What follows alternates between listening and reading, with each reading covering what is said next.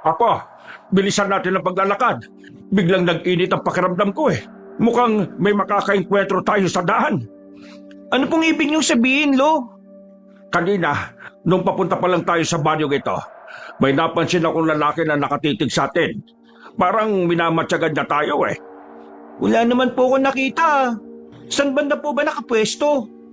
Sigurado ka bang hindi mo nakita? Kung ganon, hindi siya isang ordinaryong lalaki. Malamang, isa siyang masamang elemento na nakaabang lang at naghihintay kung kailan aatake. Pero, hayaan mo na. Ang importante, makauwi tayo nagligtas. Oo nga po, Lo. Pinagpalang araw po sa inyo, Kabanong, pati na rin sa mga masusugid niyong tagapakinig. Tawagin niyo na lang ako sa palayaw na Gael. Itong gusto kong ibahagi sa inyo ay naging karanasan po namin ni Lolo Rustico nung nauuso pa ang mga kababalaghan sa mga probinsya at sa iba pang liblib na lugar. Noong mga panahong ito, bata pa lang po ako at kaunti pa lang ang kaalaman sa panggagamot. Si Lolo naman, kilala na siya bilang albularyo sa amin dahil nagmula talaga siya sa angka ng mga albularyo at manunugis. Kabanong, mga kabangers at mga kayanggaw, ito ang aking kwento. Pero bago tayo magsimula, kung maaari sana'y pindutin niyo muna ang subscribe button kung bago pa lang kayo sa channel nating ito. Mag-subscribe na rin po kayo sa iba pa natin mga channel na ang Pamela Clamil at Kabanong version 2.0. Kung wala po sa nabanggit ko ang pangalan ng channel at hindi po ang picture ko ang nakalagay sa profile pic, hindi po natin channel yon. Huwag po nating suportahan. Huwag po tayong mag-subscribe o i-unsubscribe po natin kung nakasubscribe na po tayo. Nagnanakaw po yun ng ating mga videos. Naglalambing po ko sa inyo na ang suportahan lang natin ay yung mga channel na nabanggit. Mag-iwan na rin kayo ng comment at pindutin na rin ang like button. Napakalaking tulong po sa ating channel ang gagawin niyo pong ito. Isang malaking suporta po yun sa ating channel na labis ko pong ipagpapasalamat. At ngayon, sa ating pagpapatuloy. Kung hindi lang sana ako kinausap ng kaibigan ko hindi tayo aabutin ng gabi. Pahamak talaga yun hindi na bale. Bilisan na lang natin ang paglalakad. Sige po, Lolo Rustico. Kaso, medyo gutom na rin po kasi ako Sige lang. May kanin naman tayo at ulam sa bahay Pagdating natin doon, kakain kaagad tayo. Pero teka, huminto muna tayo. Bakit po, Lo? Ano po bang problema? May nararamdaman po ba kayong kakaiba? Hindi ko na sana papansinin ito pero ngayon, parang mas naging malakas yung enerhiyang nakasunod sa atin. Ano pong ibig niyong sabihin, Lo? Gaya ng nabanggit ko, may nakabuntot sa atin. Kung hindi ako nagkakamali mga aswang yon. Nayanggaw kasi yung huli nating ginamot Sigurado ako na gagantiyan sa atin. Ano pong dapat nating gawin, Lo? Ihanda mo sarili mo. Magpatuloy tayo sa paglalakad at huwag tayo magpapahalatang alam na natin ang presensya nila. Sige po, Lolo Rustico. Nagpatuloy kami ni Lolo Rustico sa paglalakad hanggang sa makarating kami sa bahagi kung saan merong mga talahib.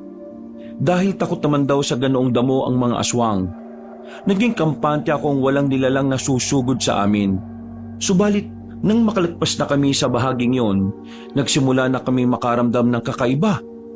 Kinumpirma ni Lolo na meron ngang nakabuntot sa amin. Pero hindi naman yon nagpapakita. Kung sino man ang aswang na yun siguradong naduduwag siya. Sa bagay, pati nga yung isang bata nagawa pa niyang yang gawin. Oo nga po, Lo.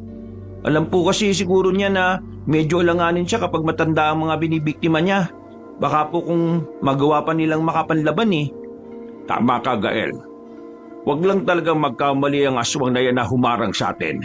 Sisiguraduhin ko na matatapos ang buhay niya ngayong gabi. Lo, may nakikita po ako sa hindi kalayuan. Sa palagay ko po, mga matang mga yan Akala ko po, nakabuntot sila sa atin. Ayun po may mga nagbabagang mata sa unahan, Lo. Sila siguro yung nararamdaman ko kanina pa. Sige, hawakan mo itong itak ko. Ako naman gagamitin ko itong buntot ng pagi. Tingnan na lang natin kung hindi pa sila susuko sa atin. Akin na po, Lo. Maraming salamat po. O sige na, magpatuloy na tayo sa paglalakad.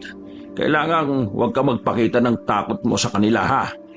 Diyan sila kumukuha ng lakas nila eh. Susunod po, Lolo Rustico. Huwag po kayo mag-alala. Kahit po na bata lang ako, hindi naman po ako natatakot sa kanila eh. Mana po yata ako sa inyo. Alam nga namang magmana ka riyan sa aswang na yan. Hindi ako papayag, ano? Lolo, papalapit na po sila sa atin. Susugurin na po nila tayo. Apo, dito ka sa likuran ko. Ako nang bahalang humarap sa kanila. Maging alerto ka lang at baka may iba pa silang kasama. Sige po, Lolo Rustico. Sinunod ko ang sinabi ni Lolo Rustico. Saktong pagkapwesto ko sa likuran niya, nakalapit na sa amin ang dalawang aswang. Agad na umatake ang dalawa kay Lolo at pinagtulungan nila siya. Ako naman nakahawak lang sa ita ko habang nakikiramdam sa paligid. Walang ano-ano, may mga nilalang na lumapit sa akin mula sa likuran. Sinubukan kong labanan sila gamit ang hawak kong itak. Pero dahil bata lang ako, wala akong nagawa. Kalaunan, nagawa nila akong mahuli at maagaw ang hawak kong itak. Pakawalan niyo ako! Lo! Inuli nila ako! Huwag ka nang makulit pa, bata. Baka iginit ko pa sa leeg mo yung hawak mong itak. Sige ka! Isang hiwa lang yung lalamunan mo. Pakawalan mo si Gael. Ano ba talaga ang kailangan niyo sa amin? Bakit niyo kami hinarang at tinatake? Mga kasama, huliin na rin ang matandang yan. Huwag ka nang pumalagpa, Rustico.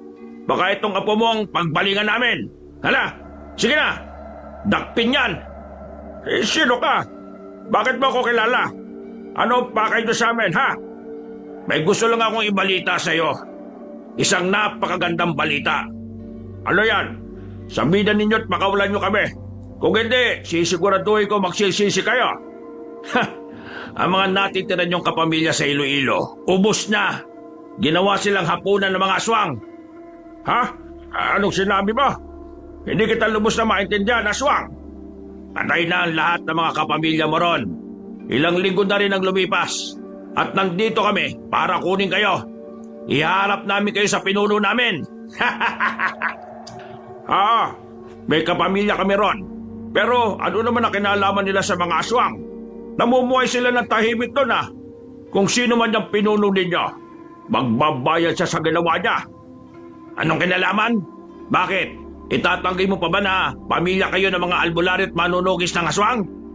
Hindi na mabilang ang mga aswang na napatay ninyo. At gumanti lang kami. Dapat lang sa kanila yon. Napatay na ninyong ibang kadugo ko. Ngayon, ano pa ang kailangan nyo sa amin? Hindi na nga kami nagagawi ron Hindi buo ang paghihiganti namin. Hanggat may natitira pa sa angkan ng mga manunugis. At kayo yon ng apo mo. Kung gusto nyo akong patayin, ako na lang. Basta huwag nyo idadamay si Gael. At sino ka para diktahan kami? Iisa lang ang pinuno namin. At hindi kami susunod sa'yo. Sinubukan pang manlaban ni Lolo sa mga aswang gamit ang buntot ng pagi. Pero pinalo lang siya ng mga yun sa batok. Agad na nabuwal si Lolo. At nang susubukan ko na rin sanang pumalag, may kung anong ibinulong at inihip sa akin ng aswang na nakausap ni Lolo Rustico. Nawalan ako ng malay. At hindi ko na alam kung ano ang sumunod na nangyari. Nagising na lang ako ng umaga na at nasa loob na ng gubat. Nang makita ko si Lolo na nakahandusay sa lilim ng isang puno, patakbo kong lumapit sa kanya. Lolo, gumising na po kayo. Nasa loob po tayo ng gubat. Hindi po ito pamilyar sa akin, Lo. Apo, butit walang masamang nangyari sa'yo. Ang mga hayop na aswang na yon, ang hindi ko lang lubos maintindihan, bakit kailangan pa nila tayong dalhin dito? Nasa na po ba tayo, Lo? Saka wala naman po mga aswang na dumukot sa atin, Malamang, bahagi na ito ng Iloilo. Ang mga hinayupak na yon. Magpasalamat lang sila at nasukol nila kagad ako. Kung hindi, baka dila lang nila ang walang latay. Teka, nasa na ba yung buntot ng pagi ko? Hindi ko po alam, Lo. Hindi ko na nga rin po alam kung nasa ng itak Baka itinapon nila yung bago nila tayo dalhin dito. Kinakailangan natin makalis sa gubat na ito. May araw pa naman at ligtas tayo mula sa mga aswang na yan. Isa naman po tayo pupunta, Lo. Hindi ko pa alam. Basta kailangan natin makalis dito. Malakas ang masamang enerhiya sa loob ng gubat na ito. At malamang dito sila nagkukuta. Tara na, bago pa nila tayo mahuli. Naganap kami ni Lolo ng po pwede naming madaanan. Nasa kalagitnaan kami ng paglalakad sa loob ng gubat nang may marinig kaming kwentuhan. Agad kong naisip na baka mga ngaso mga yon. Pero iba ang naging kutob ni Lolo sa kanila. Dahil doon, nagpasya kaming hanapin ng mga taong nag-iingay para alamin kung kalaban ba sila o hindi. Lolo, mga sibat po ang dala nila. Baka po mga katutubo silang nakatira malapit dito. Kung ganoon, sige. Susundan natin sila para makalabas tayo sa gubat na ito. Huwag lang tayo magpapahalata. Katulad nga ng sabi ko, hindi natin alam kung kaaway ba sila o kakampi. Sige po, ayun, palabas na po sila ng gubat. Halika na po, papalayo na sila sa atin. Sige po, Lolo. Teka, hindi po ba tayo maghahanap ng pwedeng panlaban sa mga aswang? Wag na. May araw naman ngayon eh. Hindi mangangahas sa mga aswang na umatake sa atin. Ang mas mabuting gawin natin, bilisan natin ang pagkilos para makalabas na dito. Ipinagpatuloy namin ang pagsunod sa dinaanan ng mga taong pumasok sa gubat. Nasa kalagitnaan kami ng paglalakad ni Lolo Rustico nang makalanghap kami ng amoy na parang putik. Iginala ko ang paningin ko para alamin kung may ibang taong naroon. Pero wala naman akong nakita. Agad ko nang sinabi yung kay Lolo kaya nakiramdam na rin siya sa paligid. Malamang mga elementong nakamasid sa atin. Huwag ka magtuturo na kung saan ha. Huwag ka ring lalayo sa akin at baka hablutin ka nila. Sige po, Lo. Teka, nawala na po ang mga taong sinusundan natin. Saan kaya sila nagpunta? Baka po pinaglaruan lang tayo ng mga engkanto Hindi na mahalaga kung pinaglaruan tayo o hindi, Apo. Doon sila sa bahaging yon dumaan. Halika, tingnan natin kung merong daan doon papunta sa pinakamalapit na baryo rito. Kayo po ang bahala, Lo. Sige po. Malakas ang kutob kong mga totoong tao sila eh. Kung mga engkanto kasi sana, may naramdaman ako pero wala eh. Nakaramdam lang ako ng kakaiba ng magsimulang sumabog ang amoy ng putik sa paligid. Paano po yan, Lo? Kahit nga po ganitong oras, pinaglalaroan pa rin tayo ng mga elemento eh. Mga albularyo pa naman tayo, pero wala tayong magawa sa kanila. Huwag ka mawala ng pag-asa. Alam ko na. Subukan natin baliktarin yung damit natin. Kung hindi gumana ang orasyon, baka ang pagbabaliktad ng damit natin ay gagana. Sige po, sandalit gagawin ko po yun ngayon. Ako rin, Apo. Tingnan natin kung ano ang susunod na mangyayari. Ito po, nagawa ko na pong baliktarin yung damit ko, Lo. Teka, mukhang naging iba ang paligid natin Oo nga, Apo.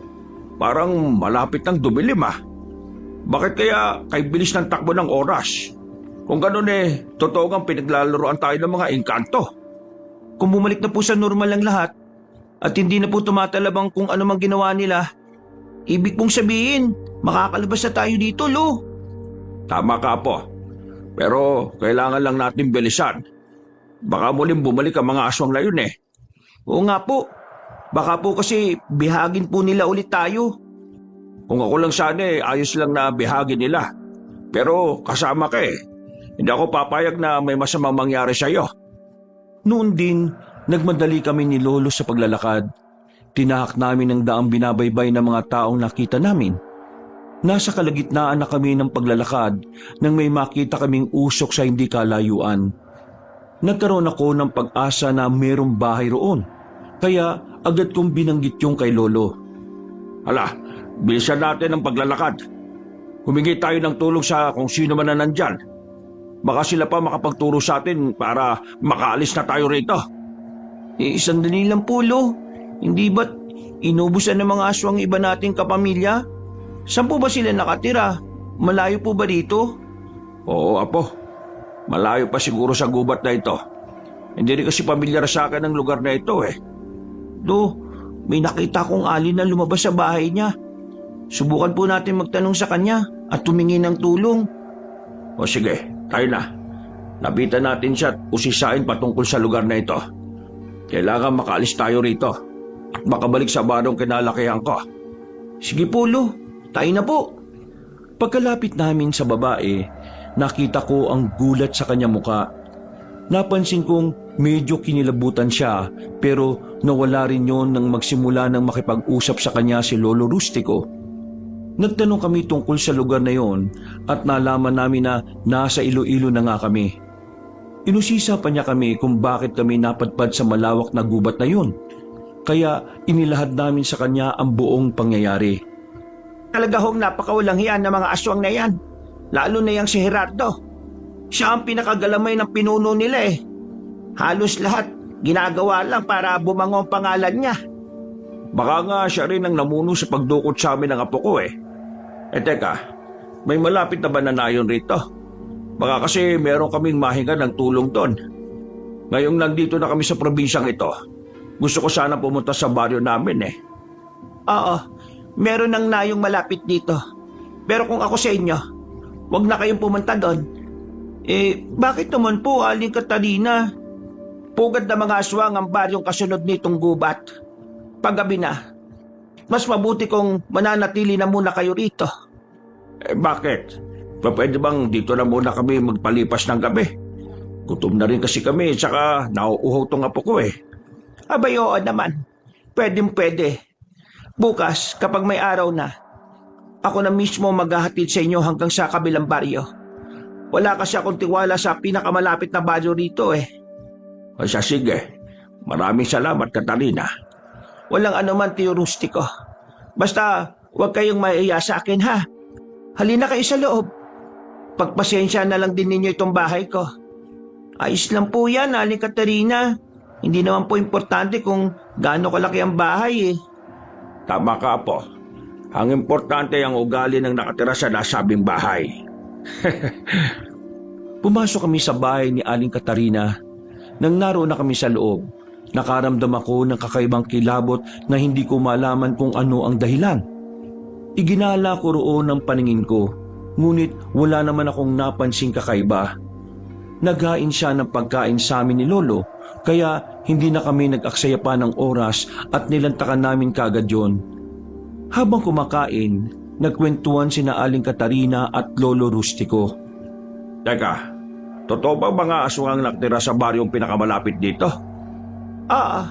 Sa katunayan nga kada kabilugan ng buwan, nagkakaroon sila ng mga alay.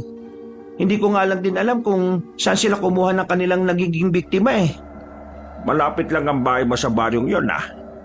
Hindi ka ba nila ginagambala rito? Bakit? May makukuha ba sila sa akin? Wala naman ho. Saka kung susubukan naman nila, hindi ako magkaatubiling lumaban sa kanila. Saka isang bagay pa ho pala. May mga pangontra kaming nakalibing sa bakuran ko. Kaya alam kong hindi makakapasok ang mga ganoong nilalang dito. Ay mabuti naman kung ganon. Alam kong ligtas dito ang apo ko. Kung ako lang sana makakaya ko silang labanan eh. Kaso alam ko na madadamay si Gael. Bakit ho ba nila kayo dinukot? Ano ho ba ang pakay nila sa inyo? Yan nga ang hindi ko klaro. Basta ang alam ko, pinatay nila ang lahat ng mga kadugo namin. Gusto nilang wala nang sagabal sa mga gawain nila. Kadugo nyo? Bakit ho? Angkan kami ng albularyong manudugis. Sa dami ng mga nakalaban namin, hindi ko na alam kung sino ang posibleng gumawa nito sa amin. Hindi ho pala kayo basta-basta, Tio Rustico. Baka naman kung sukdulan na ang galit nila sa inyong pamilya. Teka, ang alam ko, konektado si Gerardo sa mga engkantong aswang. Ang aswang na yun ang pinagsisilbihan niya. Kung ganon, baka mga engkantong aswang ang nagpadukot sa amin. Ano naman kaya ang mapapala nila sa amin? Wala naman ah. Pero malas lang nilang ibinalik nila kami rito. Bago kami aalis sa lugar na ito, titiyakin kong mauubos sila. Nakita kong namulagat ang mga mata ni Aling Katarina. Napansin ko ring hindi siya komportable sa mga sinabi ni Lolo. Kaya sinubukan niyang ibahin ang usapan hanggang sa tuluyan na kami makatapos sa pagkain. Magpapaalam sana ako para magpahangin sa labas, pero pinigilan ako ni Aling Katarina at sinabing napakadelikado raw. Dahil doon, nagpasya na lang akong tumambay sa tabi nila para makinig sa kanilang usapan. Nasa ganong kalagayan kami nang may maamoy akong pamilyar sa akin. Lolo, parang putik po yung amoy niyo na. Hindi po ba ganyan din yung naamoy natin kanina? Oo nga, naamoy ko rin yan. Katarina, ano bang amoy na yan? Kung hindi ako nagkakamali, mga engkantong lupa yan ah. Tama ho kayo. Pero hindi lang sila basta mga engkanto. Mga aswang sila na kung tawagin ay agkuraw. Mga engkantong aswang na kumakain ng kapwa engkanto at tao. Aba, ang ganon bakit sila umaaligid dito? Teka, sigurado ka bang ligtas kami dito? Baka naman ligid sa kaalaman namin ipinapain mo na pala kami sa kanila ah. Abay, hindi ho. Hindi ko alam kung bakit sila nandito. Pero huwag kayong mag-alala. Hindi naman sila makakapasok dito hanggat walang permiso mula sa akin. Siguraduhin mo lang. Ang ayoko sa lahat yung tinatraidor ako. Hindi mo alam ang mga kaya kong gawin. Aha, hindi ko naman ho kayo tinatraidor Basta kumalma lang ho kayo. Baka kung rumoronda lang naman ang mga yan maya-maya aalis din naman sila. Napatitig na lang ako kay Lolo nang makita kong napakuyom siya sa kanyang kamay. Dulot ng kuriosidad ko, sumilip ako sa pintuan. Nakiramdam ako sa paligid hanggang sa may naaninag akong gumagalaw sa hindi kalayuan. Agad kong naisip na baka yun na ang engkantong aswang. Kaya sinabi ko yung kina Lolo. Gael, umalis ka dyan. Baka makita nila mga mata mo. Kapag natanda nila mga mata mo, susundan ka nila kahit saan ka magpunta. Baka matuntun din nila kayo rito. Sige na po, sundin mo si Katarina. Baka maamoy nila tayo. Matalas ang pandaman nila at pangamoy.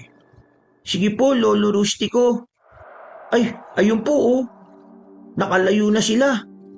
Ay, salamat naman at hindi sila nakalapit ng husto dito. Hindi ka rin nila napansin, Gael. Sana naman totoong ligtas na tayo. Apo, sige na. Mas mabuting magpahinga ka na. At maaga pa tayo bukas. Sige po, Lo.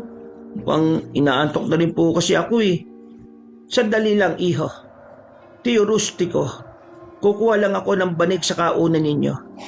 Ikaw ho, mas mabuting matulog ka na rin. Ako nang bahala magbantay sa paligid natin. Gigisingin ko kayo kagad kung may mga umaalikid na naman dito.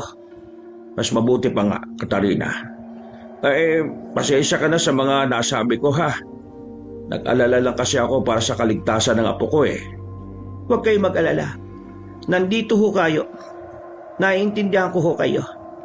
Na mga panahong yon, nagkasundo kami ni Lolo na matulog na lang muna. Nagpaalam naman si Aling Katarina sa amin na lalabas muna siya para gumawa ng siga.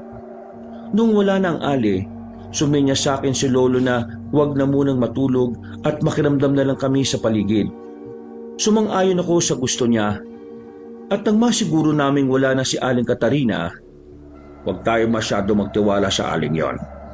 Hindi maganda ang kutob ko Anumang oras, posible niya tayong traidorin.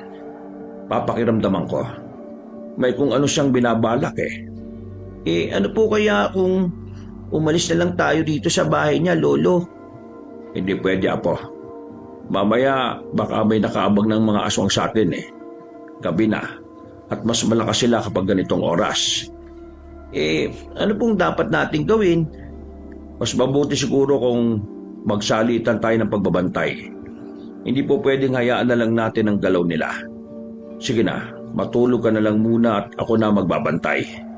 Sige po, ilang oras lang po ang pag-idlip ko para makapagpahinga rin po kayo, Lo. O sige, Apo. Kung sakali ba na may hindi maganda magyari, talagang kailangan nating umalis.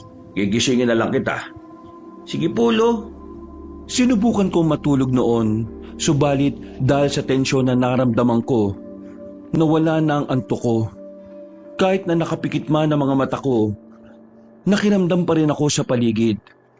Makalipas ang ilang sandali, nakarinig ako ng yabag ng paa na papasok sa bahay ni Aling Katarina. Alam kong siya yon, kaya mas tinalasan ko ang pandinig ko. Nakalayo na ho sila, Tio Rustico. Ano ba talaga ang pakay nila sa inyo? Dati-rati, halos hindi naman sila nagagawi rito. Yan ang hindi ko alam. Dinala kami rito ng mga aswang. Siguro, kung hindi kami umalis sa bahagi kung saan nila kami tinapon, baka nakaharap na namin ang pinuno nila. Pero kung nanatili kami ron, sigurado namang may masama nang nangyari sa amin. Sa bagay ho. Pero sa pagkakaalam ko, si Pinunong Velmejo ang patuloy na namumuno sa mga agkuraw. Pero hindi ako sigurado. Dati kasi nagkaroon ng kaguluhan sa pagitan nila at ng mga puti ang engkanto. Ano naman ho naging resulta noon, Katarina? Wala ho sa mga agkuraw ang namatay pero ang tanging natira sa angkan ng mga puti ang engkanto na nakalaban ni na Pinunong Wilhelmo ay naubos na rin. Maliban sa pinuno nila. Talagang ang napakahayop na mga aswang na yan. Sigurado kong mababagsik sila. Kung mga puti ang engkanto naman ng mga nakalaban nila, bakit kaya pati ang mga kadugo ko ay nagawa nilang lipulin? Yan ang hindi ko alam, Tio Rustico. Pero dalawang anggulo lang ho ang nakikita ko. Una, konektado kayo sa mga agkuraw. Baka nakalaban siya ng mga ninuno nyo dati. At ikalawa, baka isa sa inyo ay ginagabayan ng pinuno ng puti ang engkanto. Ginagabayan? Mukhang malabo naman yata ang ikalawang anggulo na naiisip mo. Kung gabay namin siya, sana nagagawa namin siyang makita. Sa bagay, Tio Rustico, meron ka rin namang punto.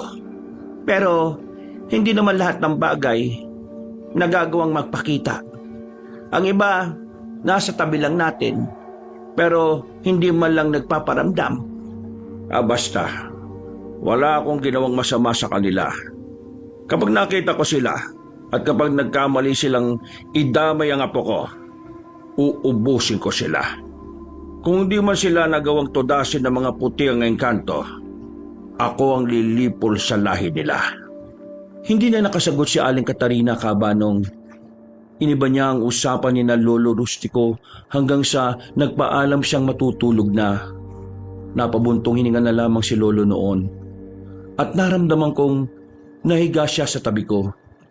Makalipas ang ilang sandali, narinig ko ang paghilik ni Aling Katarina kaya bagya kong naimulat ang mga mata ko. Nagulat na lang ako nang makita ko nakatitig na pala si Lolo Rustico sa akin. Nasabi ko na nga ba't gising ka Nakikinig ka sa usapan namin ni Katarina, no? Bakit hindi ka pa rin natutulog? Ha, po? Sige na, matulog ka na lang at ako na ang bahalang magbantay hanggang mag-umaga. Paano naman po kayo, Lo? Baka po antukin kayo. Kailangan din po ninyong matulog. Mamaya na po. Sisiguraduhin ko na munang hindi na babalik ang mga agkuraw. Mauna ka na matulog. Susunod na lang ako. Sige po, Lo. Pero bago po ang lahat, totoo kaya ang mga sinabi ni Aling Katarina? Hindi ako ganong sigurado, Apo. Pero kung totoo man yan, kailangan paghandaan natin ang pakikipagsagupa sa kanila. Yung patungkol po sa paggabay ng pinuno ng mga engkantong putian, Lo. Sa palagay po kaya ninyo, sino sa mga kamag-anak natin ang ginagabayan yun? Hindi ko rin alam. Ang alam ko kasi isang mabuting tikbalang ang gabay ko. Kaya malabong ako ang ginagabayan nun. Sigurado po na kung sino man ang ginagabayan ng pinuno ng mga puti ang engkanto, siya lang ang makakatalo sa pinuno ng mga agkuraw.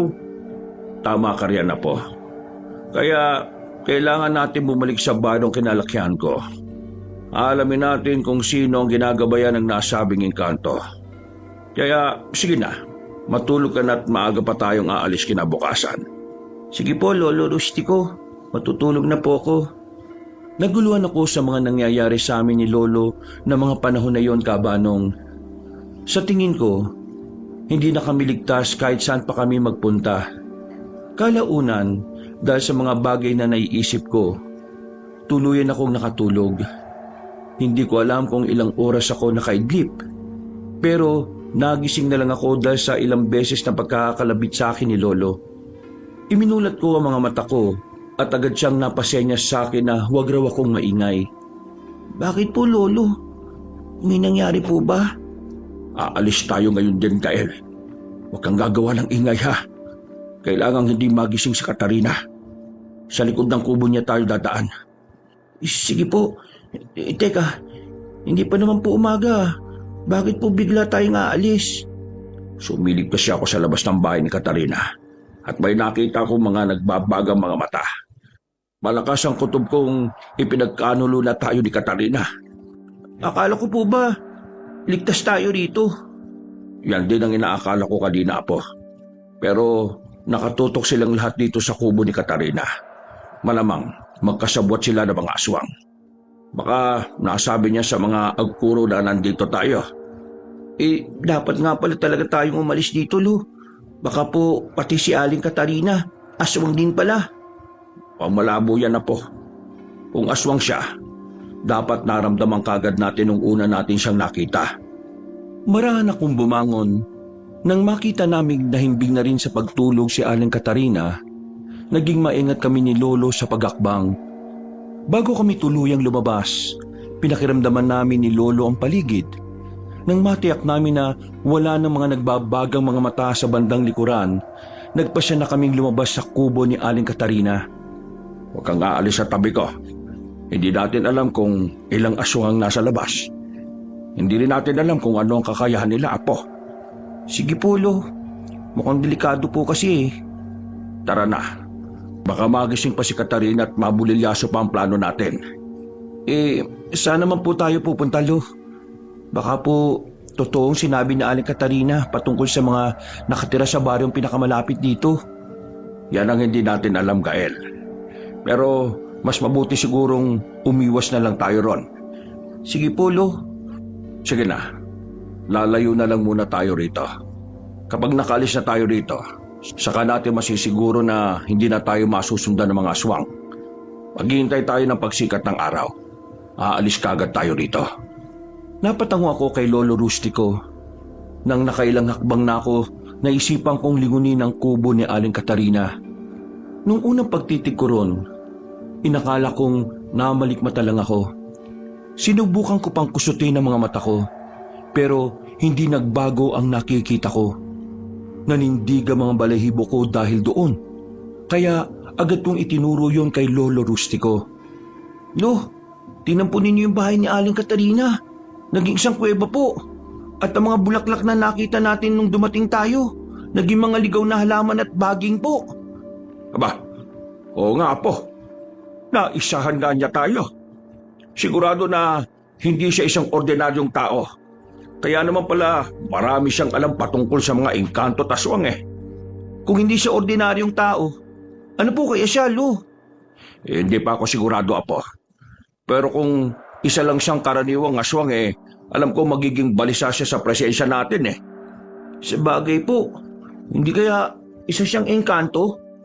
Teka, kung sa isang kuweba siya nakatira at may malalim siyang kaalaman patungkol sa mga iba't ibang elemento, hindi kaya isa siyang... sandali, Apo. Mukhang kailangan na talaga nating umalis dito. Hindi. May mga nilalang na nakatitig dito. Nagbabago po ang mga mata nila at parang kulay putik ang balat nila. Yan na siguro yung tinatawag nilang agkuraw. Sige na, Apo. Kanina pa tayo dapat nakalis dito eh. Bilisan mo at baka mahuli pa nila tayo. Wala pa naman tayong dalang panlaban sa kanila. Nagmadali na kaming umalis ni Lolo roon, subalit nakailang hakbang pa lang kami, nakarinig kami ng mga mabibilis na yabag palapit. Iginala ko ang paningin ko sa paligid at napalunok ako ng laway ko nang makita kong may mga nilalang na papalapit sa amin. Nakangisi pa sila sa amin at halatang sabik na mahuli kami ni Lolo. May isang nilalang na humakbang palapit sa amin at napagtanto kong pamilyar siya sa akin. Pinahirapan pa ninyo ako sa pag-aanap sa inyong dalawa. Nandito lang pala kayo sa labas ng kuweba ng bro, ha?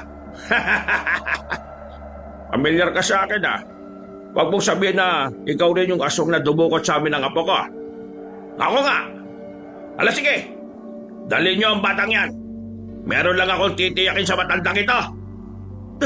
Hindi! Akawalan niyo ako! Hindi ako sasama sa inyo! Lo! Tulungan po ninyo ako! Mga hayop kayong aswang kayo. Huwag niyong pakialaman si Gael. Kung gusto niyo, ako na lang ang dalhin niyo. At hayaan na ninyo ang bata. At sino ka naman para diktahan kami, ha? Huwag kang magkalala, tanda! Hindi namin sasaktan niyang apo mo. Magagamit pa namin siya. Sige, baka nakakalimutan yata ninyong isa kong albularyo at nagmula ako sa hanay ng mga manunugis. Isang hakbang pa ninyo, sisiguraduhin kong may kalalagyan kayo. Kung makapagsalita ka akala mo kung sinong malakas Hindi mo siguro alam kung ano ang kaya namin gawin, ano? Tandaan mo, isa rin akong agkuraw. At akala mo ba, hindi ko alam kung ano kayo? Kayo mga agkuraw, mga nilalang na pumatay sa mga kadugo ko. At sapat ng dahilan yon para... Ano? Sige, lumabang ka, tanda. Nasaan na yung pinagmamalaki mo? Lumabang ka! Sinakmal ng aswang si Lolo Rustico kaya sinikap niyang makalis sa ganoong sitwasyon.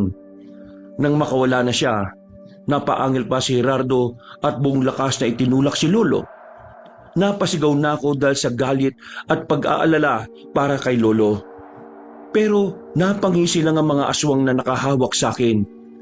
Bago pa man nakatayo ulit si Lolo Rustico, agad siyang inibabawa ng aswang. Ilang beses pa siyang inumpog sa lupa, pero naging baliwala lang yun. Ngayon, ipakita mo sa akin ang lakas mo. Huwag mong sabihin na katulad ka rin ng mga kadugo mong may hina. Ang mga kagaya nyo ay pagkain lang para sa amin. Nagkataon lang na nung umatake kayo sa kanila, wala ko ron. Kung naroon ako, baka nagawa ko pang baliktarin ang sitwasyon. O nga't isa kang albularyo. Pero matanda ka na't mahina Tapos na ang panahon mo, tanda. Puro ka lang naman salita Pabagsakin mo muna ako, talunin, bago mo sabihin yan. Sige, tanda. Pagbibigyan kita. Pero hindi pa kita pwedeng patayin. Kailangan ka pa ni Pinunong Wilhelma. Sige, para makaharap ko siya at masigil sa mga inutang niyang buhay. Napaangil ang aswang at mas naging agresibo. Napasigaw ako ng mga panahon na yun. At dahil naibaling ni Gerardo ang pansin niya sa akin, nagawang makaalis ni Lolo sa ganoong pwesto. Mas nanggalaiti ang aswang dahil sa ginawa niya. Kaya muli siyang umatake. Noon din, napansin kong may kung anong inusal si Lolo na naging rason para mapaungol sa sakit ang ulo niya si Gerardo. Kasunod nun, nagsimulang magwala ang nilalang kaya inalagaan siya ni Lolo. Kaya inilagan siya ni Lolo. Ano? Sino sa atin na mahina? Mababaw na orasyon pa lang ang ginamit ko sa iyo pero tingnan mo ang naging resulta. Pwede kong pasabugin yung utak mo gamit lang ang salita. Pero siyempre, hindi ko gagawin yon. Kung inakala mong matatalo mo ako sa pamamagitan lang ng mga lihim mong kataga, diyan ka nagkakamali. Baka nakakalimutan mong marami kami. Dalawa lang kayo ng batang apa ba? Wala akong pakialam sa bilang ninyo. Alam naman nating umaasa lang kayo sa pinuno niya. Kung wala siya, mga mahihinang nilalang lang naman kayo. Mahihina? Sige, mga kasama, pagtulungan nga ninyo matandang ito. Ipakita nyo sa kanya na nagkakamali siya sa mga sinasabi niya. Sige, hala, kayong dalawa, hali kayo. Kahit na magtulong-tulong pa kayo, hindi nyo kaya matandang albularyong ito. Sige na, hayaan na lang ninyo ang batang yan. Wala naman siyang magagawa Itong matanda ang pagtuunan nyo ng pansin. Huwag lang natin siyang papatayin dahil tayong malalagot kay Pinuna. Aba, sige na, tumakas ka na rito. Tumakbo ka na't susunod na lang ako sa iyo. Hindi po, Lo. Tutulungan kita at sabay tayong aalis dito. Hindi ako papayag na matalo kanila. Huwag na, Apo. Makakaya ko naman ito Isa pa. Ha? Hindi na naipagpatuloy ni Lolo Rustico ang sasabihin niya nang bigla siyang kuyugin ng mga aswang. Nag-alala ako para sa kanya, kaya sinubukan kong maghanap ng pwedeng panlaban sa kanila. Iginala ko ang paningin ko sa paligid hanggang sa may makita akong halos isang dipa at gabrasong sanga. Kinuha ko yon at binalak ko sanang ibigay kay Lolo. Nakita ko ni Gerardo kaya napaangil siya. Nang akmang susugurin sana niya ako, may isang babaeng lumabas sa kuweba at mabilis na sumugod sa pwesto namin. Tahimik ang buhay ko rito. Pero anong ginawa ninyo? Nanggugulo kayo? Ikaw pala, Katarina. Nandito lang naman kami para kunin ng maglolong ito. Huwag ka na makisali, bro, ha? Dumikit ka lang ng konti sa pinuno ninyo. Akala mo kung sino ka na? Sa bagay, tama nga naman sila. Ang langaw kapag nakatuntong sa sungay ng kalabaw. Aakalain na nila sa sarili nila na mas mataas pa sila sa kalabaw. Pabayaan mo na kami. Kukunin na namin ang dalawang ito. Sila lang ang pakay namin at wala kaming pakialam sa iyo. Pero nandito kayo sa poder ko. Kaya wala kayong magagawa kung hindi ang magpasailalim sa akin. Umuwi na kayo at sabihin nyo sa pinuno ninyo na ako ang naunang makakuha sa maglolog yan. Kami ang nagpakahirap sa pagtukot sa kanila para dalhin dito. Huwag kang maging hangal, Katarina. Wala ka ng galang sa akin, Gerardo. Talagang ang sinakop na ni Wilhelmo ang utak mo. Kahit sino, pwede kong igalang at hindi. Kaya ikaw, matuto kang lumugar para igalang ka. Huwag mo nang kampihan na maglolo. Alam ko naman na meron kang plano sa kanila eh. Anong ibig mo sabihin, Gerardo? Katarina, anong plano pinagsasasabi niya? Huwag nyo na ho siyang pakinggan. Isa siyang aswang at galamay siya ni Wilhelmo. Kung makapagsalita ka, akala mo eh... Hindi na ipagpatuloy ni Gerardo ang gusto niyang sabihin nang biglang lumapit sa kanya si Aling Katarina. Gamit ang isang kamay, sinakal niya ang aswang at walang kahirap-hirap na inangat yon sa lupa. Sinubukan pang magpumiglas ang nilalang, ngunit sinuntok siya ni Aling Katarina saka ibinalibag. Nakita ng ibang aswang ang ginawa ng bruha, kaya nanggalaiti sila. Pinabayaan nila si Lolo Rustico saka sabay na umatake kay Aling Katarina. Dahil doon, nagmadali akong lumapit kay Lolo para tulungan siyang makatayo. Lo, mabutit hindi ka nila ganun napuruhan. Oo nga eh. Magpasalamat lang sila at marami sila.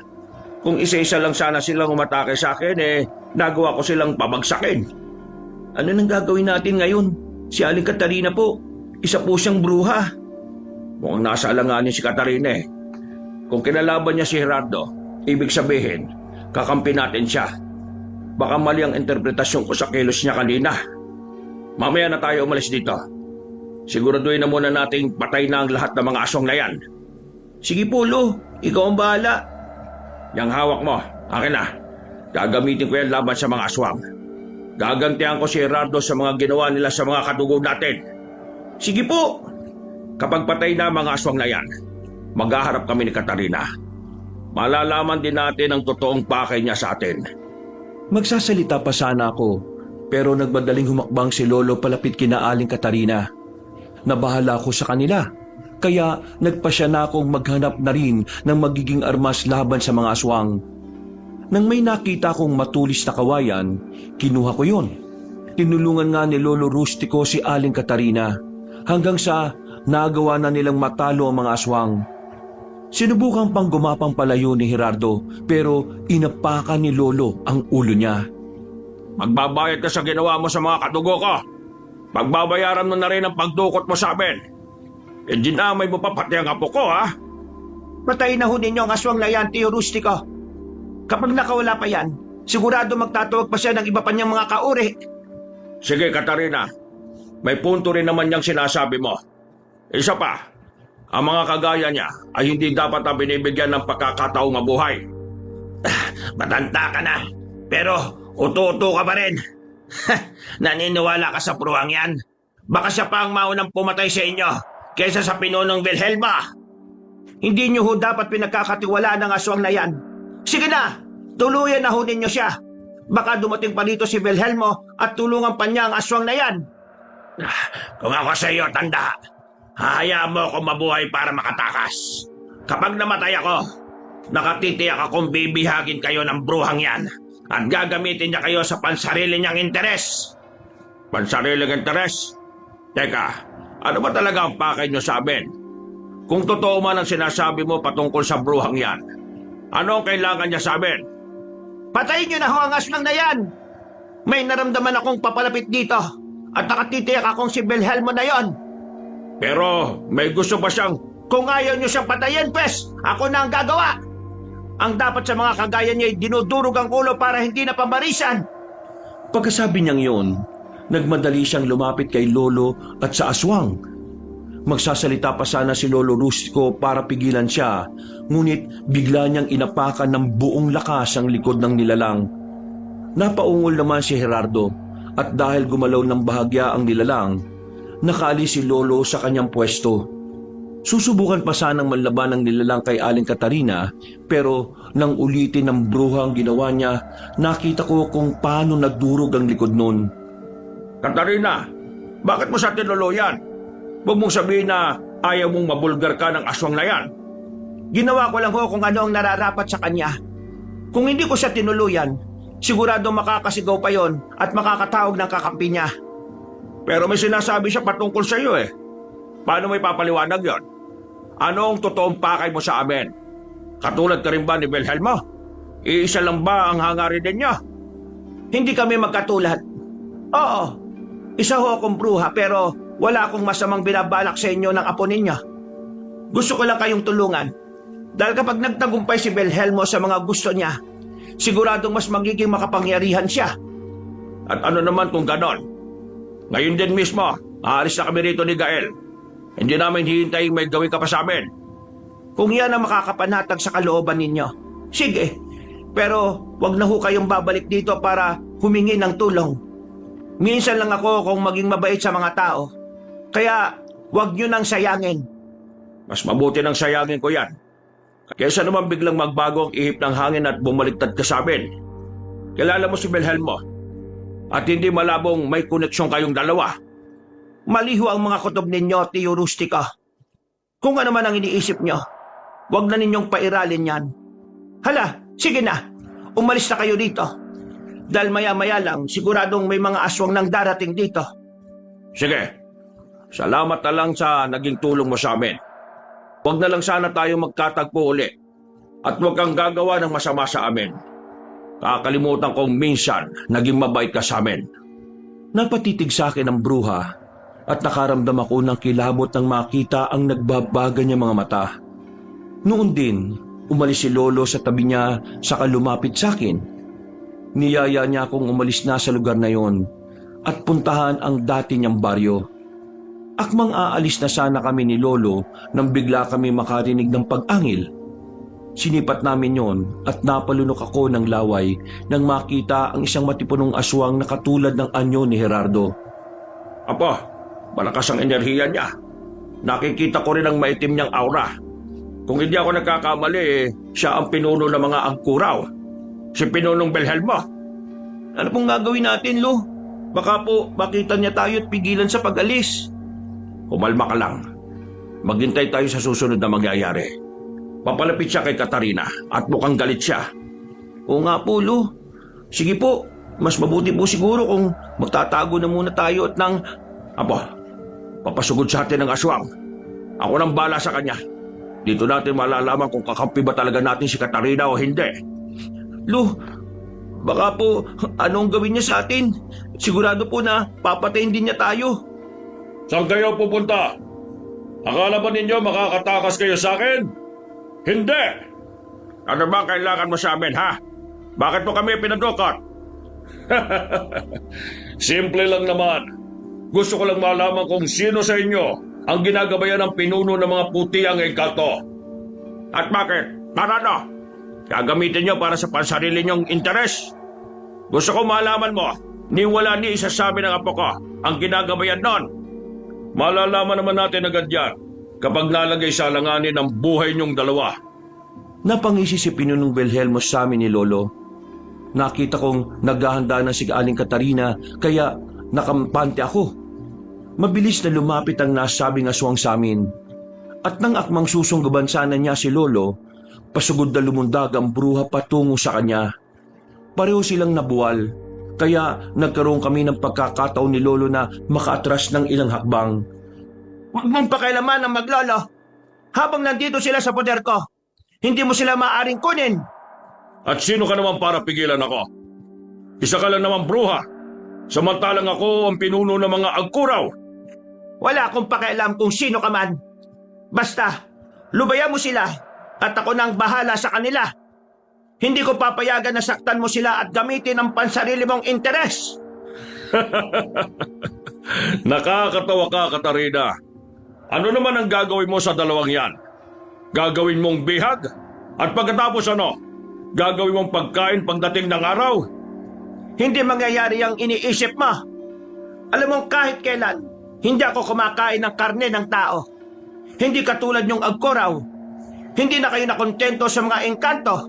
Pati mga tao ay binibiktima pa ninyo. Diyan kami mas nagiging malakas. At sino ka naman para sitayin ako, ha? Ako si Katarina. Alam mo rin kung sino ako at kung ano talaga ako. Sige, kung gusto mo talagang makuha ang maglolong yan, siguraduhin mo munang matatalo mo ako. Matatalo ka? Payag ako niyan. Pero sa oras na matalo kita, kakainin ko rin ang laman loob mo. At natitiyak kong may higop ko ang lakas mo. Huwag kang magsalita na parang kasing lakas mo na ang manlilikha. Kaya kitang talunin kahit na nakapikit ako. Tingnan lang natin.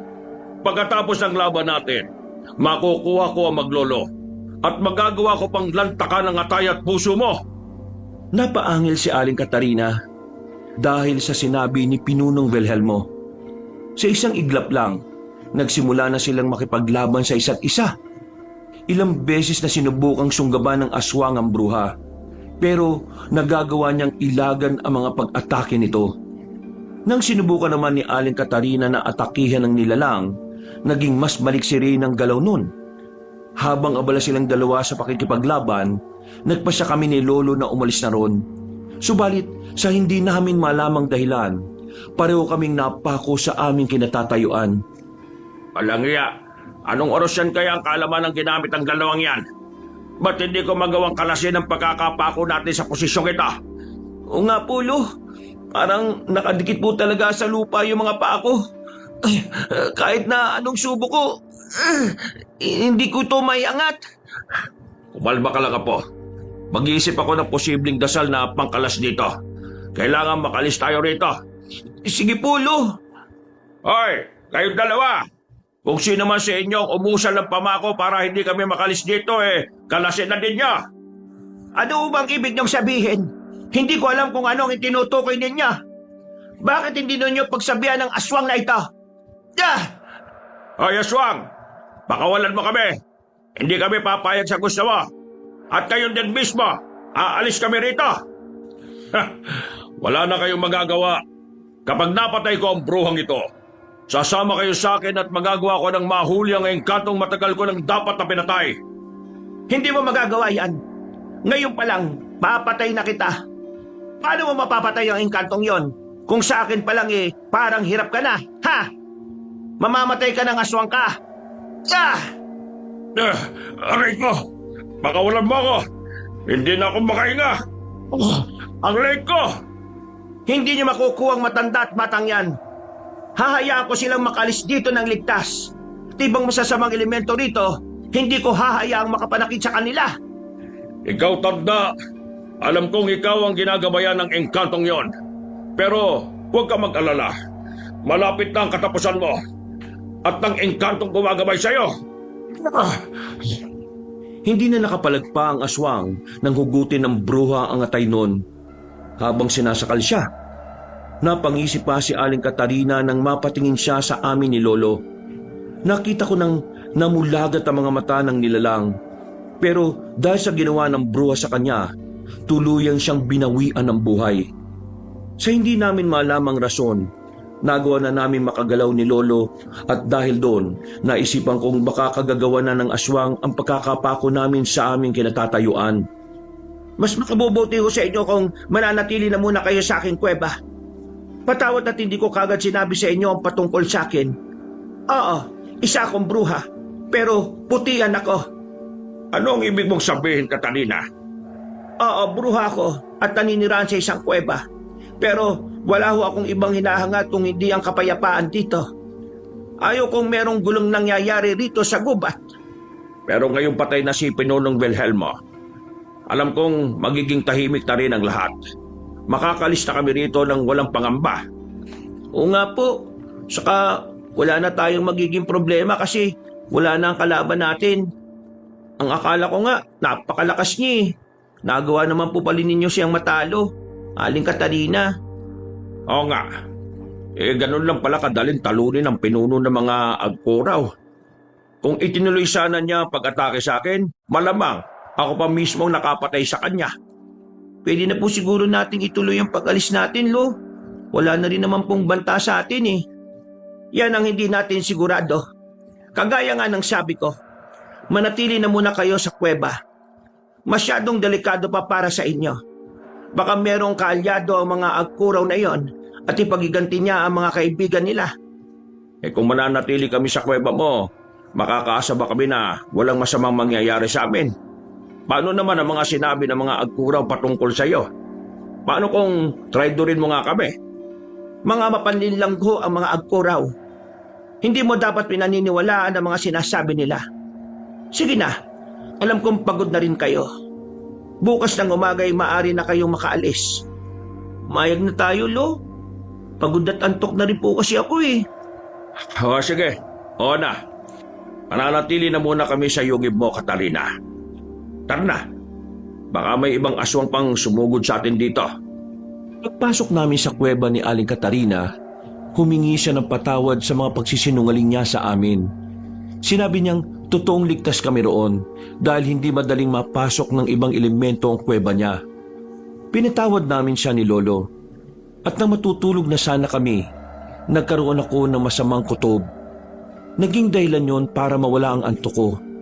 Subalit, nang may malanghap akong parang mabangong usok, tuluyan na akong nakaidlip. Hindi ko alam kung gising na ba ako o tulog pa. Pero bahagya akong naalimpungatan na makarinig ako ng mga boses na mula sa labas ng kuweba. Nasaan na sila? Sigurado ka bang hindi sila nakatakas? Huwag ka mag-alala. Nakagapo sila. Kahit na anong gawin nila, kahit na anong orasyon pa ang gamitin nila, hindi nila makakalas ang panali ko. Mabuti kung ganon. Kailangan malaman natin kung sino talaga sa kanila ang kailangan kong makuha. Ikaw ang masusunod. Pero kailangang hindi nila alam na planado pala natin ang lahat at pinaglalaroan lang natin sila. Huwag ka mag-alala. Hindi naman siguro nila alam yan. Kung sakali mang malaman nila, sigurado naman na wala na silang magagawa pa. Huwag tayong pakampante. Mga albularyo mga yan. At kahit papaano, may kaalaman din sila na pwedeng gamitin laban sa atin. Wala akong pakialam. Kapag nadala ko na ang isa sa kanila sa kuta, wala na silang laban. Magagawa ko na rin malipol ng tuluyan ng mga naging kalaban natin. Ninyo lang. Huwag mo akong isali. Bakit naman hindi kita isasali? Kahit na saang anggulo natin tingnan, magkakampi tayo. Ang kalaban mo ay kalaban ko na rin. At ang mga kaibigan mo ay kaibigan ko na rin. Teka sandali. Titingnan ko muna sila. Nagawa ko silang ritualan at pausukan kanina kaya alam kong bukas pa ng gabi magigising ang mga yan. Magaling ka talaga at maaasahan. Sige na, sasamahan na lang kita para makita ko rin sila. Ikaw ang bahala. Pinilit kong imulat ang mga mata ko, Kabanong, pero hindi ko kaya. Ganun pa man, parang may boses na nagsasalita sa isipan ko at nagsasabing kumalma lang ako. Makalipas ang ilang sandali, may narinig akong mga yabag na papalapit sa amin. Nakaamoy na rin ako ng putik, kaya bahagya akong nakaramdam ng kaba. Tumigil ang mga pagyabag sa tabi namin at muli silang nagkwentuhan. Magaling. Sa parang yan, kahit na magising man ang diwa nila, hindi pa rin sila makakatakas. Diwa lang ang pwedeng magising sa kanila, pero hindi ang katawan nila. Tama ka. Hanggat hindi nawawala ang bisa ng nalanghap nila, hindi sila magigising. At madali rin nating malalaman kung sino ang ginagabayan sa kanila dahil siya ang mauunang gumising. Teka, tingnan mo ang bata. Mas kakaiba ang aura niya kaysa sa matanda eh. Hindi kaya siya ang ginagabayan ng pinuno ng mga puti ang engkanto? Malabo mangyari yan. Napakahina ng bata. Ni wala ko napansing kakaiba sa kanya simula pa nang dumating sila rito sa kuweba ko. Eh kung ang matanda ang ginagabayan noon, siguradong mas bihasa na siya sa pakikipaglaban at mas magagamit niya ang mga turo ng engkanto. Pero magagamit din naman natin ang bata laban sa kanya. Tingnan na lang natin kung hindi siya titiklop kapag buhay na ng apo niya ang nakasalalay. Sa bagay, may punto ka riyan. O sige na, aalis na muna ako at ihanda ko ang kuta para sa pagdating ng bihag. Kailangan makulong ko ang engkanto at may alay sa Panginoon natin ang dugo at laman niyan. Sige na, ako nang bahala rito. Bumalik ka na lang bukas ng gabi. Kailangang nandito ka bago pa man magising ang dalawang yan. Susubukan ko na lang na magpausok ulit para mas maging mahimbing pa ang pagtulog nila. Dahil mas malapit na ang nagkukwentuhang yun sa akin, nagawa ko silang makilala. Sila ay walang iba kundi sina Aling Katarina at Pinunong Wilhelmo. Ang ipinagtataka ko lang ay kung bakit buhay pa ang pinuno ng mga agkuraw. Gayong napatay na siya ng bruha. Nasa kalagitnaan na ako ng pag-iisip nang makalanghap ulit ako ng usok. Muli akong nakaramdam ng antok at hindi ko alam kung ilang oras ulit akong nakatulog. Napamulat na lang ako ng mga mata nang makarinig ako ng mga boses sa labas ng kuweba. Lolo, gumising na po kayo. Nandito na si Aling Katarina at mukhang... Ay, ano ba? Eh, teka, bakit nakagapos tayo? Anong nangyari? Sa palagay ko po, naisaan tayo ni Aling Katarina at ng Pinunong Wilhelmo. Bakit mo naman nasabi yan, Apo? Ang walang hiya. Iginapos pa niya talaga tayo. Narinig ko po kasi yung naging kwentuhan nila eh. At meron silang plano laban sa atin. Isa pa, buhay rin po si Pinunong Wilhelmo. Sigurado po na peke ang nakalaban ni Aling Katarina kagabi. Kung totoo ba yan, talagang napakawalang hiya ng bruhang yon. Pinlano niya lahat ng ito para magtiwala tayo sa kanya. Para hindi na tayo umalis. Ano na pong gagawin natin, Lo? Nasa labas na sila at ilang sandali lang papasok na sila rito. Kukunin daw po nila kung sino mang ginagabayan ng pinuno ng mga engkantong putian. Hindi tayo papayag. Kung naisan nila tayo, kailangang maisan din natin sila. Isa pa anong paraan po? Baka po marinig nila tayo eh. Pilitin mong makalapit ng husto sa akin. Ibubulong ko sa iyo ang naisip ko. Gagawin lang natin ito kapag nakawala na tayo sa pagkakagapos. Sige po, Lolo. Sandali lang po, uusok po ako ng kaunti. Nang mas nakalapit na ako kay Lolo Rustico, ibinulong niya sa akin ang naisip niyang plano. Nasa kalagitnaan kami ng pagbubulungan nang makarinig kami ng mga pagyabag. Magtutulog-tulugan pa sana kami ni Lolo pero nakita na kami ni na Aling Katarina at ng Pinunong Wilhelmo. Halos hindi pa ako makapaniwala noon dahil kawangis talaga ng nakalaban namin nang nagdaang gabi ang aswang na kasama ng bruha. Gising na pala kayo maglolo. Kumusta ang mahaba niyong pagtulog? Maganda ba ang naging panaginip ninyo? Siguradong na naginip silang nagawa na nilang makatakas. Yun nga lang, hanggang panaginip lang yon. Ngayong gising na kayo, sabihin niyo sa akin kung sino sa inyo ang ginagabayan ng pinuno ng mga engkantong putian. Makapangyarihan ka naman, hindi ba? Ikaw nga ang tinaguriang pinuno ng mga agkuraw. Ngayon, hula mo na lang kung sino sabi ng apo ko. Napakapilosopo mo talaga, tanda. Ang akala mo ba makakaligtas pa kayo? Talagang ang traitor ka, Katarina. Kung naniwala lang sana ako sa kutob ko at ng mga sinabi ng aswang na nakalaban natin, sana'y nakalista kami rito. Yan nga ang problema nyo eh. Naniwala kayo kagad sa isang bruha. At alam ba ninyo, maniwala man kayo sa hindi, mag-asawa kami ni Katarina. O ano, Nagulat kayo. Ngayong alam na ninyo ang koneksyon namin. Siguro naman, klaro na rin sa inyo kung bakit ko kayo ginapos dyan. Napahanga nga ako ng asawa ko eh. Biruin nyo, nagawa niyang sakyan kagad ang pakulo ko na magpadala ng huwad na pinuno ng mga aswang. Oo naman. Ko pa ba? Hangang-hanga nga maglolog yan. Dahil sa ginawa ko. Mga uto-uto kasi. Napakuyom ng kamay niya si Lolo dahil sa sinabi ng bruha. Nang mapansin niyo ng dalawa, napatawa sila. Sinipa pa ni Pinunong Wilhelmo sa tiyan si Lolo na naging rason para mapaungol siya. Palihim kong sinusubukan na makapiglas mula sa pagkakagapos. Kalaunan, napansin kong medyo naging maluwag na yon, kaya patago kong kinalabit si Lolo. Subalit sa halip na pansinin niya ako, ibinaling niya ang titig niya sa pinunong aswang. Pakawalan niyo ako rito at labanan. Huwag kang maging duwag. Kung totoong ikaw ang pinuno ng mga agkuraw, lumabang ka ng patas. Isa lang ang pakakawalan ko sa inyo. Pero bago yan, aalamin ko muna kung sino ang ginagabayan niya sa inyo. Huwag ka na magkaila. Alam ko naman na gusto mong malaman yan para maiwasan mo. Nababasa kita, Pinunong Wilhelmo. Sige, pero teka, sigurado ka bang lalabanan mo ako? Matanda ka na eh. Baka mabali ang mga buto mo nang wala sa oras. Ano? Sige, pakawalan mo ako at tingnan natin kung hanggang saan ang ipinagmamalaki mong lakas. Sige, pakakawalan kita pero bago mo ako kalabanin, unahin mo muna ang asawa ko. Baka sa kanya pa lang durog na yung mga buto mo.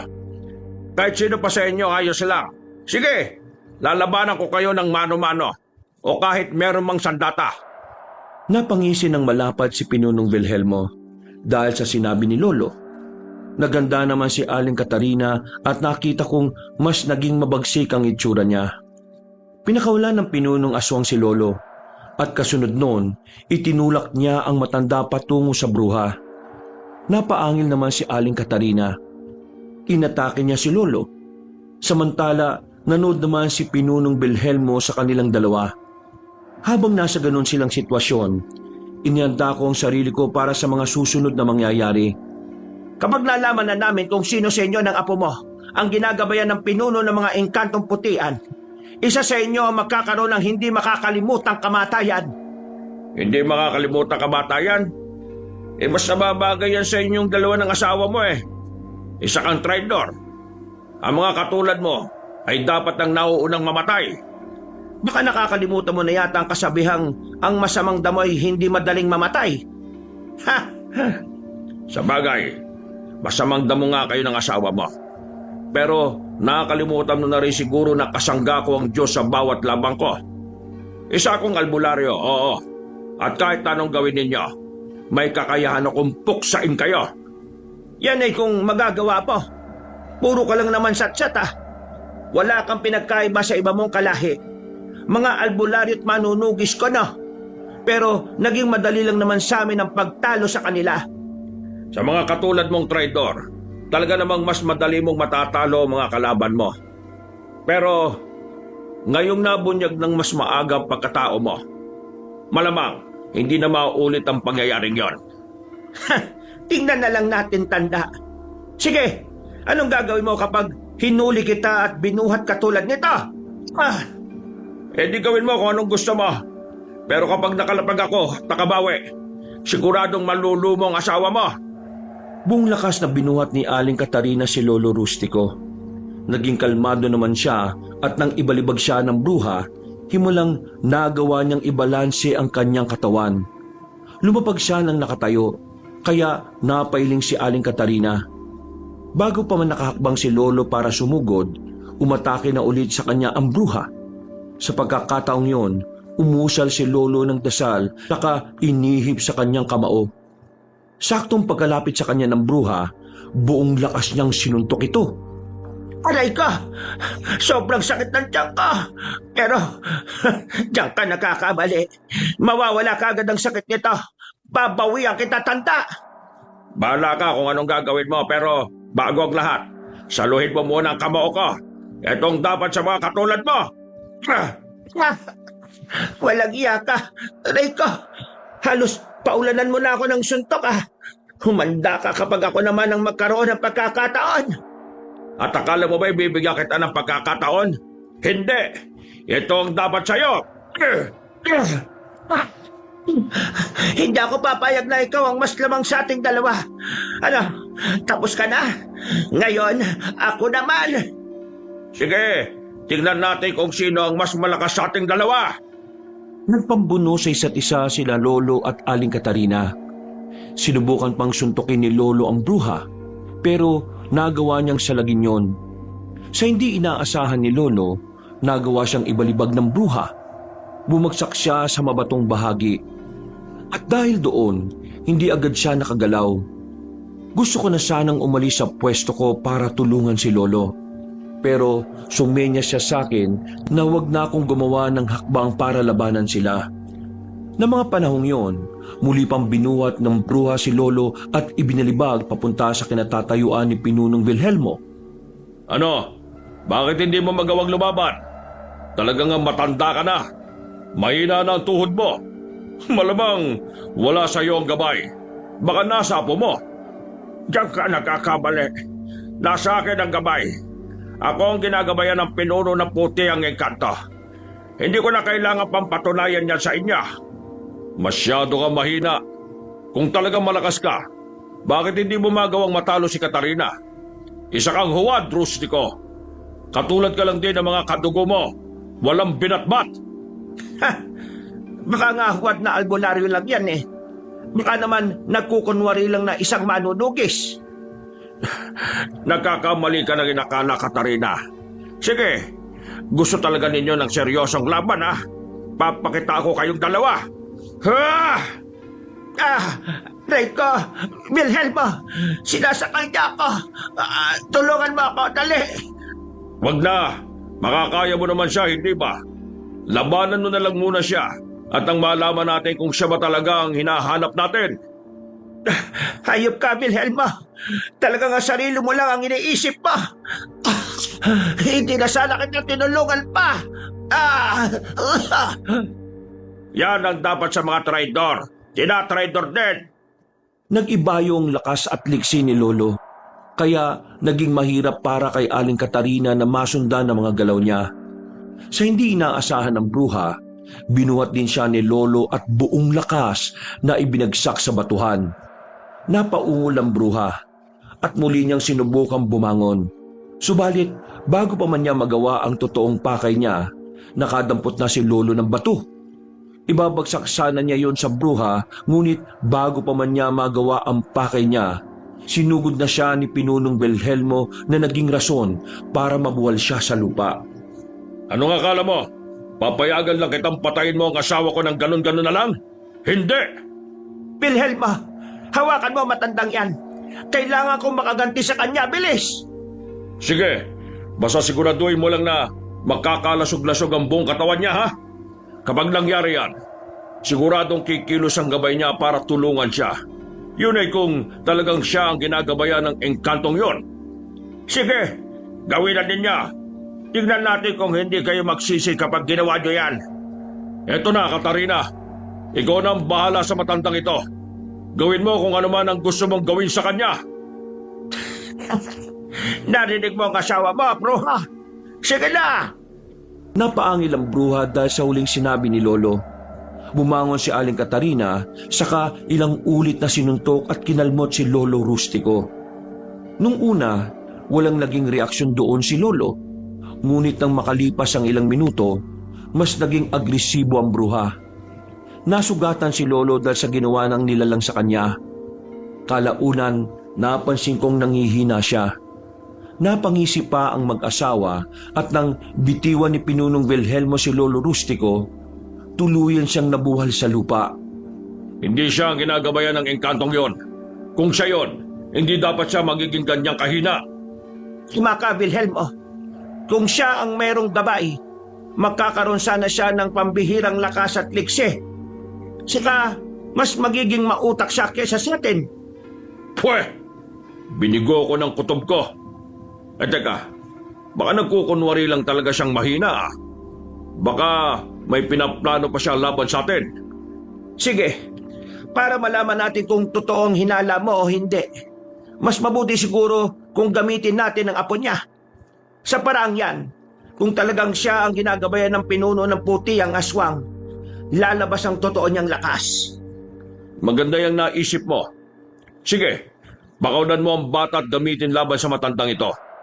Kahit na nawawalan siya ng balay, sigurado namang babalik ang ulirat niya kapag narinig niya ang pagsigaw niyan. Sandali, pakakawalan ko si Gael.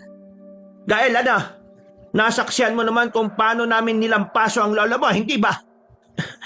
Nasabi lang ninyo yan dahil nagtulungan kayong dalawa. Kung isa-isa lang kayong lumaban sa kanya, alam ko naman na matatalo lang kayo eh. Aba, iba rin yung batang yan ah. Maangas. Sige, Katarina. Pakawalan mo siya at tingnan natin kung meron ngang ibubugayan sa'yo. Ikaw nang bahala sa kanya. Basta, wag mo lang siyang papatayin ha. Masusunod asawa ko. Ako na ang bahalang... Hindi na kailangan. Ako lang naman ang gusto niyong makuha, di ba? Sasang-ayon ako sa gusto niyo, pero basta pakawalan niyo lang at hayaang mabuhay ang apo ko. Parehong natigilan sina Aling Katarina at Pinunong Wilhelmo nang makita nilang biglang tumayo si Lolo. Napansin kong naging baliwala nga sa kanya ang mga sugat na natamo niya. At animoy gusto niyang tapusin ang dalawang nilalang. Napailing naman si Aling Katarina at sa halip na humakbang palapit sa akin, ibinaling niya ang pansin niya kay Lolo Rustico. Noong mga sandaling yon, napaangil na ang dalawang nilalang at nakita ko ang pagkasindak sa kanilang muka. Ano? Naniniwala na kayong ako ang ginagabayan ng pinuno ng mga puti ang engkanto? Kapag hindi niyo pinakawalan si Gael, titiyakin kong mamamatay kayo. At gagawin ko rin sa ibang kalahi niyo ang ginawa niyo sa mga kauri ko. Kulang pa ang pruweba para maniwala kung ikaw yon. Kung si Katarina ang kakalabanin mo, alam kong madali mo siyang matatalo. Pero sige, pagbibigyan kita. Ako ang labanan mo at patunayan mo mismo sa akin kung totoo ang hinala ko. Sige, mas mabuti pa nga para matapos na ang lahat ng ito. Gusto ko sanang humingi ng pabor patungkol sa apo ko eh. Pero alam ko nang hindi naman ninyo gagawin yon. Pareho kayong tuso ng bruhang yan eh. Kailangan mong maging mautak, tanda. Hindi lang lakas at liksi ang labanan dito sa mundo. Utakan din. Sige, Katarina. Bantayan mo ang bata para hindi makatakas. Kapag tatakas, patayin mo na kagad. Ako nang bala sa matandang ito, pati na ang gabay niya. Lumapit sa akin si Aling Katarina habang nakangisi ng abot hanggang tenga. Nang mga panahong yun, Kabanong, nakarinig na ako ng mga pag-angil, kaya ibinaling ko kina Lolo ang pansin ko. Nakita kong naglalaban sila ni Pinunong Wilhelmo at Lolo Rustico, kaya inihanda ko na ang sarili ko para sa kung anuman mangyayari. Dahil mas nag-iba yung lakas at liksi ni Lolo, hindi siya madaling mahuli ng Pinunong Aswang. Ilang beses pa niyang nagawang masuntok si Pinunong Wilhelmo hanggang sa nadakip siya nito at buong lakas na ibinalibag. Kahit na ang lolo mo ang ginagabayan ng engkantong putian, mas malakas pa rin sa kanya ang asawa ko. At ikaw bata, pasensya na lang tayo sa magiging kapalaran mo mamaya. Alam kong mas malakas ang lolo ko kaysa sa aswang na yan. At kung ano man ang gagawin niyo sa akin, alam ko, hindi naman ako pababayaan ni Lolo Rustico eh. Hindi pababayaan? Tingnan na lang natin kung may magagawa pa siya. Hindi nga niya may pagtanggol ang sarili niya. Diyan kayo nagkakamali, Aling Katarina. Tingnan niyo silang dalawa ni Pinunong Wilhelmo. Tingnan mo kung paano paulit-ulit na suntukin ni Lolo ang asawa mo habang iniibabawan niya ito. At bakit? Inakala mo ba na matatalo niya si Wilhelmo sa pamamagitan lang niyan? Diyan ka nagkakamali. Ha! Tingnan mo kung ano mangyayari, bata. Masdan mo. Ha? Hindi. Paano naging ganyan? May mga lumabas na uod sa katawan ni Pinunong Wilhelmo at gumapang patungo kay Lolo. Hindi. Hindi lang dugong engkanto ang nananalaytay sa kaugatan ng mga agkuraw. Sila ay nagmula rin sa mga sinaunang lahi ng amalanhig na nakatira sa gubat na ito. Nang marinig ko ang pag-ungol ni Lolo dahil sa paggapang ng mga uod sa kanya at pagpasok ng mga ito sa balat niya, nabahala ako ng husto. Hindi na ako nakatiis at minabuti kong kalagan na ang sarili ko. Nagulat naman ang bruha nang malaman niyang hindi pala ako nakatali ng mahigpit. Tatakbo na sana ako kay Lolo para tulungan siya, pero bigla akong pinigilan ni Aling Katarina. Nagpumiglas ako, ngunit hindi ko kinaya ang lakas niya. Ang kala mo ba hahayaan kitang tulungan mo ang lolo mo? Hindi! Pabayaan nating magna siya habang kinakain ng mga uod na mula sa katawan ni Wilhelma. Hindi! Pakawalan niyo ako! Tutulungan ko si Lolo! Hindi ako papayag na may masamang mangyari sa kanya. Mga masasama kayo. Tama nga si Lolo na mga wala kayong hiya at demonyo. Bahala ka kung ano man ang sabihin mo, bata. Basta panoorin lang natin silang maglaban. Tingnan mo ang lolo mo. Kahit na marami nang gumagapang na uod sa katawan niya, pinipilit pa rin niyang makipaglaban. Kahit anong mangyari, hindi ako papayag na mapatay lang ninyo si Lolo. Lalaban din ako katulad niya. Gagawin ko ang lahat para matalo kayo. Namnamin niyong pareho ang huling sandali ng pagpabalik niyo rito. Sige pa! Magpumiglas ka pa, bata! Lakasan mo pa! Nakaramdam ako ng kakaibang puwersang bumalot sa akin. Nung una, parang sumaklob lang yon sa ulo ko.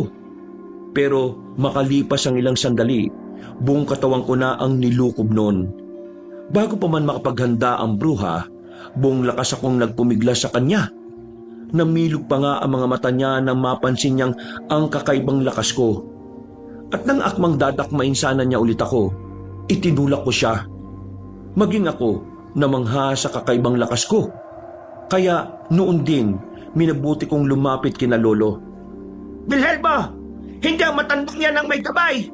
Tingnan mo ang bata! Mas naging maliwanag ang aura niya! Naramdaman ko ang kakaiba niyang lakas nang pumiglas siya sa akin! Sigurado kung siya ang hinahanap natin! Kung ganon, bakit tinayaan mo siya makapiglas? Mahina ka talaga, Katarina. Yan nga ang problema eh.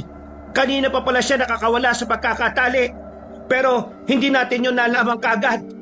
Hindi siya kumikilos. Ang sabihin mo, wala kang silbi. Ala, dakpin mo ang bata at siguraduhin hindi siya makakatakas. Tatapusin ko lang ang matandang ito at ako nang bahala riyan. Papatay ko na ang gabay niya. Kung totoo ikaw ang ginagabayan ng engkatong hinahanap nila, gamitin mo ang lakas mo para talunin sila. Kapag namatay ako, ipaghiganti mo ako sa dalawang ito. Tumahimik ka. Oo, talagang mamamatay ka. Inuud ka na nga eh, hindi ba? Pero bago mangyari yan, mapapanood mo muna kung paano ko patayin ang gabay ng apo mo. Pasensyahan na lang din kung pati siya madadamay. Magsasalita pa sana ako, pero bigla kong inatake ni Aling Katarina. Nabuwal ako sa lupa, pero bago pa man siya makaibabaw sa akin, nagawa kong makatayo ulit. Namangha pa ako noon dahil parang may kumukontrol sa aking katawan. Pagkalapit ng bruha sa akin, buong lakas ko siyang sinuntok sa tiyan na naging dahilan para mabuwal siya. Babangon pa sana siya kaya sinakyan ko siya sa buong lakas na sinakal habang pinipigilan siyang makatayo. Dahil sa nangyari, hindi ko na naibaling ang pansin ko kay Lolo Rustico. Malakas ka nga, bata. Pero mas malakas pa rin ako sa iyo kung tutuusin. Bata ka lang at wala kang magagawa sa isang bruha na katulad ko. Oo na, kayo na malakas. Pero sige, kung totoo man yung sinasabi nyo, umalis kayo sa ilalim ko. Gawan nyo ng paraan. Talagang gagawan ko ng paraan. Kung mismo ang papatay sa lola mo. Sige, gawin mo kung anong gusto mo. Pero may tiwala ako kay Lolo. Hindi siya magpapatalo sa pinunong aswang na yan. Oo nga't mabangis siya. Pero may kaalaman si Lolo na magagamit laban sa inyo. Kung meron man, bakit hindi niya ginagamit? Tingnan mo silang dalawa ni Wilhelma. Nagpapatuloy pa rin ang pakikipagpambuno nila sa isa't isa habang naglalabas-pasok na sa balat ng lolo mo ang mga uod. Dahil naibaling ko na ang pansin kay Lolo, nagawa kong may tulak ang bruha. Agad siyang nakaalis sa kanyang pwesto, pero bago pa man siya makagawa ng kung anumang binabalak niya, mabilis ko siyang nilapitan saka sinunggaban. Nakipagpambuno ko sa kanya hanggang sa bumagsak kami sa lupa. Talagang matigas ka, bata. Totoo nga ginagabayan ka ng pinuno ng puti ang engkanto. Pero hindi pa ako kontento sa pinapakita mong lakas. Ano ka? Patunayan mo sa amin na ikaw nga ang napili niyang gabayan. Hindi ko naman kailangan patunayan yan eh. Nakadepende yan sa kung anong paniniwalaan nyo, Aling Catalina. Sige, mamili ka. Gamitin mo ang buong lakas mo. O mamamatay ka dahil sa pagkakasakal ka. Napakasama nyo, Aling Catalina. Hindi kayo dapat na pinapayagang mabuhay. Ano na, Gael? Sige na. Hindi ako papatalo sa kanya. Kasabi ni Pinunong Belhelmo noon, umatake siya sa akin. Kahit pa na medyo alanganin ako, sinubukan kong labanan siya. Nakipagbuno kami sa isa't isa.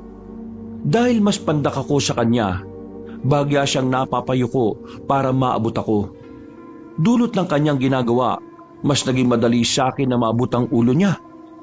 Nang magkaroon ako ng pagkakataon, sinuntok ko yon sa kaliwang sentido. Susundan ko sana yun ng pagtulak sa kanya, ngunit napaatras siya. Sabay lundag sa akin. Dahil sa nangyari, napalumpasay ako sa lupa. Halika rito. Itatabi kita sa lolo mo. Kailangan magising siya para makita niya kung paano ka malalagutan ng hininga.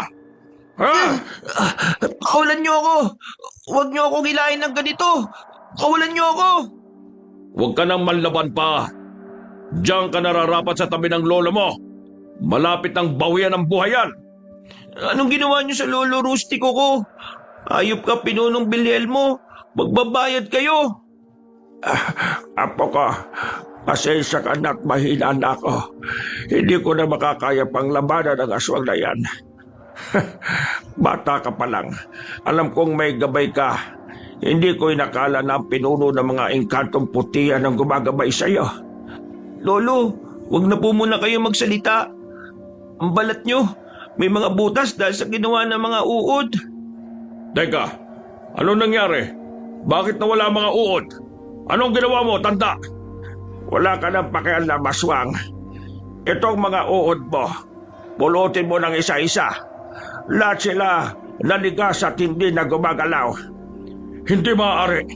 Kung ganon, sige. Mas maigi nga yan para makita mo kung anong gagawin ko sa apo mo. Napaubo na lang si Lolo dahil sa sinabi ng pinunong aswang. Napaangil naman ang nilalang at mas mabilis siyang humakbang palapit sa akin. Sinubukan niya akong buhatin, pero hindi niya nagawa at animoy nabibigatan siya sa akin. Dahil doon, bumwelo siya at buong lakas niya akong sinipa. Gamit ang dalawang braso ko, sinalag ko ang paa niya. Alam kong masusundan pa ang pag-atake niya, kaya tumayo na ako, saka ibinalibag siya ng buong puwersa. Tumilapon ng aswang kaya sinundan ko kung saan siya bumagsak. Saktong pagkalapit ko roon, nagulat ako nang makitang nakatayo siya at nakangisi sa akin. Ano? Bakit parang nagulat ka? Nabigla ka ba nang malamang hindi man lang ako nasaktan? Hindi ako nabigla dahil sa nangyari sa inyo. Nagugulat lang ako dahil nakakaya ko yung ibalibag ng isang bata. Huwag kang magmalaki sa akin. Kung kayo lang ng lolo mo, madali para sa akin ang patayin kayo. Pero dahil dyan sa gabay mo, nahihirapan ako. Kung ganon, inamin na rin ninyo na mahina kayo. Sa bagay, hindi nga nyo mapatay ang pinuno ng mga engkantong putian, hindi ba? Mahina! Mahina pala. Kung iniisip mong maawa ko sa iyo, bata, diyan ka nagkakamali. Inatake ako ng pinuno ng aswang. Buong higpit niya akong niyapos, saka ibinalibag. Napahiyaw ako nang tumama ako sa malaking puno. Pagkabagsak ko sa lupa, nagtaka ko kung bakit hindi man lang ako nakaramdam ng pananakit ng katawan. Agad kong ibinalig ang pansin ko sa aswang at napatayo ako nang makita kong papasugod siya sa akin. Noon din, parang may kumontrol sa katawan ko. Sinalubong ko ang pinunong aswang at sa hindi ko maipaliwanag na rason, nagawa kong makipagbuno sa kanya. Napansin kong nahihirapan siyang kalabanin ako, kaya mas nabuhayan ako ng loob. Kaya naman pala hindi nyo magawang matalo ng tuluyan si Lolo eh. Hindi pala sapat ang lakas nyo. Minamalit mo ba ako? Ako na isang pinuno ng mga agkuraw. Wala naman akong pakialam kung sino kayo eh. Ang sa akin lang naman, pinatay nyo ang mga kalahi namin ni Lolo. Dapat lang naman sa kanila yun eh. Pati ang mga puti ang engkanto. Dapat lang din silang mamatay. Sila ang dumagdag sa lakas namin ni Katerina. Magbabayad ka, Wilhelmo. Igaganti ko rin ang lahat ng mga engkantong putihan na nagbuwis ng buhay sa kamay mo. Malas mo lang at nakatakas ako, saka nakahanap ng magagabayang albularyo. Bah, kilala kita. Ikaw ang pinuno ng mga engkantong putian. Sumapi ka na talaga sa bata, ha? Mabuti kung ganon. Mas magiging madali ang trabaho ko. Sinubukan niyang bumangon ulit at nang magawa niya, sinakal niya ako sa buong lakas na binuhat. Akmang itatapon na sana niya ako nang bigla siyang nagsisigaw sabay bitaw sa akin. Napatras siya ng ilang hakbang sabay angil. Kaya nakuryoso ako kung anong nangyari sa kanya. Napilitan siyang labanan ako nang ako na mismo ang umatake sa kanya. Nagpatianod na lang ako at tinayaan ang kung anumang kumukontrol sa akin. Ilang beses na sinubukang manlaban ni Pinunong Wilhelmo, ngunit dahil sa nag-ibayo kong lakas, wala na siyang nagawa. Aray ko, ang likod ko. Sobrang sakit. Tama na bata. Tama na. Suko na ako. Ha? Bakit ka sumusuko? At bakit maawa ako sa'yo? Naawa ka ba sa mga kadugo namin na pinatay nyo? Pinatay lang naman namin ang kalahi nyo para wala nang sagabal sa amin, bata. Huwag mo akong tawagin bata. Ngayong makarap na tayo, masusukat na rin natin kung kaninong lahi ang mas malakas. Kayong mga agkuraw pa o kami mga puti ang engkanto? Kayong mga engkanto? Sige, ganyan nga. Sakupin mo ang katauhan ng bata para tuluyan na siyang mawala. Hindi ko gagawin yan. Oo, hiniram ko ang katawan ng bata, pero hindi ko kinuha ang diwa niya. Alam niya kung anong mga sinasabi't ginagawa ko. Ginawa ko lang naman ito para maramdaman ko mismo kung paano kita patayin. Umangil si Pinunong Wilhelmo, pero nang subukan pa niyang gumalaw, sinuntok ko siya sa tiyan. Napaungol ang aswang at agad na nabuwal sa lupa. Naaninag ko pa ang bakas ng kamao ko sa tiyan niya. Noon din, inibabawan ko siya at sunod-sunod na pinagsususuntok. Habang ginagawa ko yon, hindi ako nakaramdam ng pagod. Tumigil na lang ako sa pagsuntok sa mukha ng aswang nang mapansin kong medyo nangihina na siya. Yun lang pala talaga ang kaya mo. Ang buong akala ko magagawa mo akong patayin sa isang pagsuntok lang. Hindi ka nga ganun kalakas. Sinadya ko talagang hindi ka muna tuluyan, no? Gusto kong malasap mong daan-daan ng kamatayan para maranasan mo rin ang naramdaman ng mga biktima mo. Hindi na kailangan. Kapag nakikita ko mga mata nila, alam ko nang nasisiyan sila sa kanilang pagkamatay. Talagang ang may sa demonyo ka, aswang. Pero ngayon, magkakaroon na ng hustisya. Sisiguraduhin kong Ang dami mong sinasabi. Etong bagay sa'yo. Dahil napansin kong gumalaw siya at susubukan sana niya akong sakalin, buong lakas ko siyang sinuntok sa sintido. Napaangil ang aswang pero inundayan ko na siya ulit ng pagsuntok hanggang sa halos madurog na ang mukha niya. Nang mapansin kong sobrang hina na niya, umusog ako ng kaunti saka lumapit sa tiyan niya. Naging masama ang kutob ko kaya minabuti kong ipikit na lang ang mga mata ko. Pagkamulat ko, napasigaw ako ng malakas nung makita kong wakwak na ang tiyan ng Pinunong Wilhelmo. Ano? Masaya ka na? Kahit na mapatay mo ako, hindi mo pa rin kayang ibalik ang mga buhay ng mga kalahi mo. buhay ka pa rin. Wasak na ang tiyan mo, ha? Isa akong agkuraw. At kahit patay mo man ang pinakapisikal na katawan ko, magiging... Napako na lang ang paningin ko sa aswang. Napalunok pa ako ng laway ko nang magsimulang mangisay si Pinunong Wilhelmo. Ang mas ikinagulat ko noon ay nang may makita akong puting usok na umalis sa katawan ko. Ilang sandali pa Nakita kong may usok ding umalis sa katawan ni Pinunong Wilhelmo at pareho silang lumayo sa pwesto ko. Noon din, naalala ko si Lolo kaya napatakbo ko palapit sa kanya. Napansin kong hindi siya gumagalaw kaya sinubukan ko siyang yugyugin. Hanggang sa marinig ko ang ungol niya. Lolo! Lolo, salamat po't nagising kayo. Akala ko po kasi nawala na kayo ng tuluyan sa akin eh.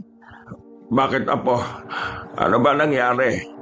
Teka, ang pinuno ng mga aswang. Baka kung nakatakas siya, bigla siyang umatake sa atin. Huwag na po ninyo siyang isipin, Lo. Wala na po si Pinunong Wilhelmo. Patay na po siya. Ha? Paanong namatay? Sinong pumatay sa kanya? Teka, may dugo ang kamay mo ah. Huwag mong sabihin na, Opo, tama po kayo ng iniisip, Lo. Pero hindi po akong totoong pumatay sa kanya. Ang pinuno po ng mga puti ang engkanto. Ginamit po niya ang katawan ko para magawa niya po yun. mabuti naman at walang masamang nangyari sa iyo, Apo. Hindi po kayo galit sa akin, Lo. Hindi. Walang rason para magalit ako sa iyo. Isa pa, mas mabuting ang nangyari yun sa pinuno ng mga aswang. Ngayon, nakamit na natin ang hustisya. Naipagigantinan natin ang mga kadugo natin, pati na ang kalahi ng gabay mo. Nung mga panahon na yun, inalalayan ko si Lolo para makasandal sa puno. Tiningnan ko pa ang balat niya at napakunotno ako nang makitang wala na ang mga sugat niya. Inusisa ko siya kung ano ang nangyari. Inilahad naman niya sa akin ang lahat. Ayon sa kanya, meron siyang nakuwang bertud na nagpapabilis ng paghilom ng mga sugat niya. Sinabi rin ni Lolo na mga uod na mula kay Pinunong Wilhelmo ay natuyot. Apo, kailangan na natin makauwi.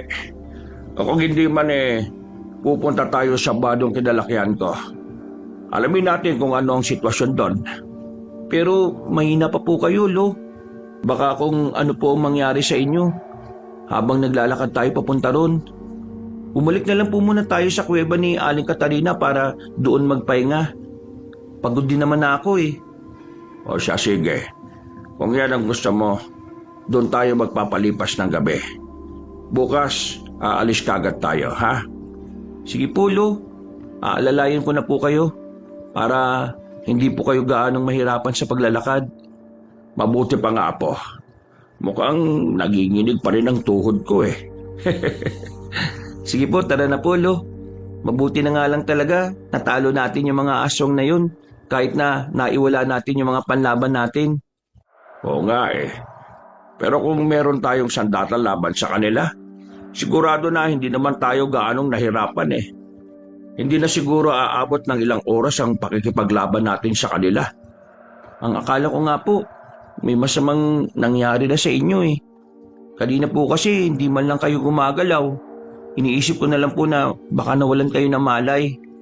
Siguro hindi ko na kinaya ang pagod, Apo. Talagang ang matanda na ako. Kahit pa anong tangan ko sa katawan, napapagod na ako. Mabuti na lang talaga't nandiyan ka para umalalay sa akin. Obligasyon ko naman po yun, Lo eh. Simula po nung bata ako, kayo po ang nag-alaga sa akin. Kaya ngayon, ako naman. Ikaw talaga, Gaelo. Hindi mo yun obligasyon. Saka wala rin namang nag-utos sa akin na alagaan ka eh.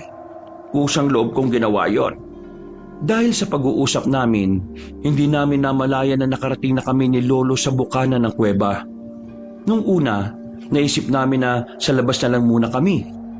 Pero nang mapagtanto naming mas delikado ron, minabuti na namin pumasok. Pinasandal ko siya sa pader ng yungi para hindi ganong mahirapan ang pwesto niya. Sinubukan pa namin ni Lolo ang matulog pero hindi namin magawa. Maghintay na lang tayo ng pagsikat ng araw, Apo. Kapag naging malinaw ang paligid, pupunta tayo sa dati naming baryo. Ano pong binabalak niyo pagkatapos, Lolo? Gusto kong doon na tayo manatili. Kahit wala na ang grupo ni na Pinunong Wilhelmo, malakas ang kutob kong meron pang mga ibang uri ng aswang na magsusulputan dito. Paano naman po yung bahay natin sa kabilang probinsya? Pupuntahan naman natin yon kapag may oras. Hindi naman natin pwedeng pabayaan yon. Sige po, kung yan po ang gusto nyo, Yun po ang masusunod, Lo. Umanda ang mga aswang na yan. Ngayong nakabalik na ako rito, iisa-isahin ko sila hanggat kaya ko. Tutulong po ako sa inyo, Lo. Nakaya ko naman pong makipaglaban sa kanila eh. Saka na, Gael, masyado ka pang bata para manugis ng mga aswang. Sapat na ang naging pagtulong mo sa akin laban kina Pinunong Belhelmo at Katarina. Teka po, paano po kaya tayo napunta dito? Kung tutusin po kasi, malayo naman po ang probinsyang ito. Kung lalakarin lang natin. May dugong engkanto ang mga aswang na nakalaban natin. Dahil doon, madali para sa kanila ang dalhin tayo sa pamamagitan ng mga engkantadong lagusan. Ganun po ba, Lo? Kaya naman po pala nagawa nila tayong dukutin ng ganun kabilis eh. Nagpatuloy ang usapan namin ni Lolo hanggang sa tuluyan ng naging maliwanag ang silangan. Kahit na hindi pa rin nawawala ang pagod namin, nagpasya kaming magsimula na sa paglalakad patungo sa baryo nila. Dahil matagal na ring hindi nakakabalik si Lolo sa nasabing probinsya, minabuti naming magtanong sa mga tao. Nalaman din namin na ang sinasabing baryo ng mga aswang ni Aling Katarina ay pinapatayuan pala ng maliit na kapilya. Nang makarating kami sa dating baryo ni na Lolo, nakituloy na muna kami sa isa sa mga pamangkin niya. Ano apo? Ayos lang ba sa'yo na tuluyan na tayong bumalik dito? Halos wala rin namang pinagkaiba sa dati nating probinsya eh. Oo naman po, Lo. Halos lahat ng mga pagkain dito masasarap eh. Sino ba namang hindi gugustuhin ng lugar na to? Sa bagay, ako nga rin eh, ang mga luto ng mga taga rito isa sa mga tumatak talaga sa pagkabata ko. Hayaan mo, kapag dumating ang kaarawan mo, magluluto tayo ng masasarap na pagkain. Si Lolo, gastos lang po yan eh. Ilaan na lang po ninyo sa pagbili ng gamot at tabako nyo yan. Kada isang taon lang naman yan. Isa pa, nung nakarang taon, hindi rin naman tayo nakapaganda nung kaarawan mo eh. Huwag ka mag-alala. May naipon akong pera, Apo. Hindi kayo pong bahala, Lo. Basta ako, ang importante lang naman po sa akin eh, ang makasama kayo. Ako rin, Apo. Kahit tayo pa ang pinakamahirap na tao sa buong mundo. Basta magkasama tayo, kahit ilang aswang pa ang makalaban natin, hindi ako aatras. Handa ako makipagpatayan para maprotektahan ka. Maraming salamat po, Lo. Maswerte po ako at kayo po ang naging lolo ko. Ako rin naman. Maswerte ako dahil kahit wala na mga magulang mo, nag-iwan naman sila sa akin ng sobrang bait na apo. Kalaunan, nagpagawa kami ng bahay ni Lolo sa kanilang baryo. Kinalimutan namin ang masalimuot na karanasan namin at minabuting magsimula muli ng panibagong buhay doon. Pinagpatuloy ni Lolo ang panggagamot ng mga espiritual na karamdaman. Samantalang ako, nagsimula na rin ako mag-aral. Isang beses, biglang nagkasakit ng malubha si Lolo. Apo, pakiramdam ko pahina na ng pahina ang katawan ko. Sigurado malapit na akong mamatay. Hindi ko matukoy kung anong sakit ko eh. Huwag po kayo magsalita ng ganyan, Lo. Gagawa po ako ng paraan. Gagamutin ko po kayo. Paano? Halos hindi ka na sumasama sa akin ah. Isa pa, wala ka pa gaanong alam sa panggagamot. Tutulungan naman po niya ako eh. May nagamot na rin po kasi akong kaklase ko nung nakaraan. Tinuruan po ako ng gabay ko, Lo. Gabay mo? Sinong gabay, Apo? Ay teka, huwag mo sabihin na hindi na talaga umalis sa tabi mo ang engkantong yun, Apo. Yun nga po, Lo. Ang buong akala ko dati, umalis na siya. Kasi may nakita akong figura na lumabas sa akin eh. Para sa akin, hindi siya umalis. Maniguradong itinaboy lang niya ang kaluluwa ng aswang para hindi na makapanakit pa sa iyo o sa atin. Baka nga po, Lo. Pero ngayon nandito na siya at tuluyan ng gumagabay sa akin, hindi ko na po siya hahayaang makaalis. Ikaw ang bahala. Basta ako, palagi lang din akong nasa tabi mo. Gagabayan kita hanggat makakaya ng katawan ko. Maraming salamat po, Lolo Rustico. Ginamot ko nga si Lolo Rustico. At sa kabutihang palad, nagawa ko siyang pagalingin sa tulong ng gabay ko. Nagsimula na rin ako sa pagtahak ng landas na tinahak ng lolo ko. At sa tamang paggabay niya, hindi naman ako naligaw sa mundo ng espiritual. Alam mo, Apo, ipinagmamalaki kita.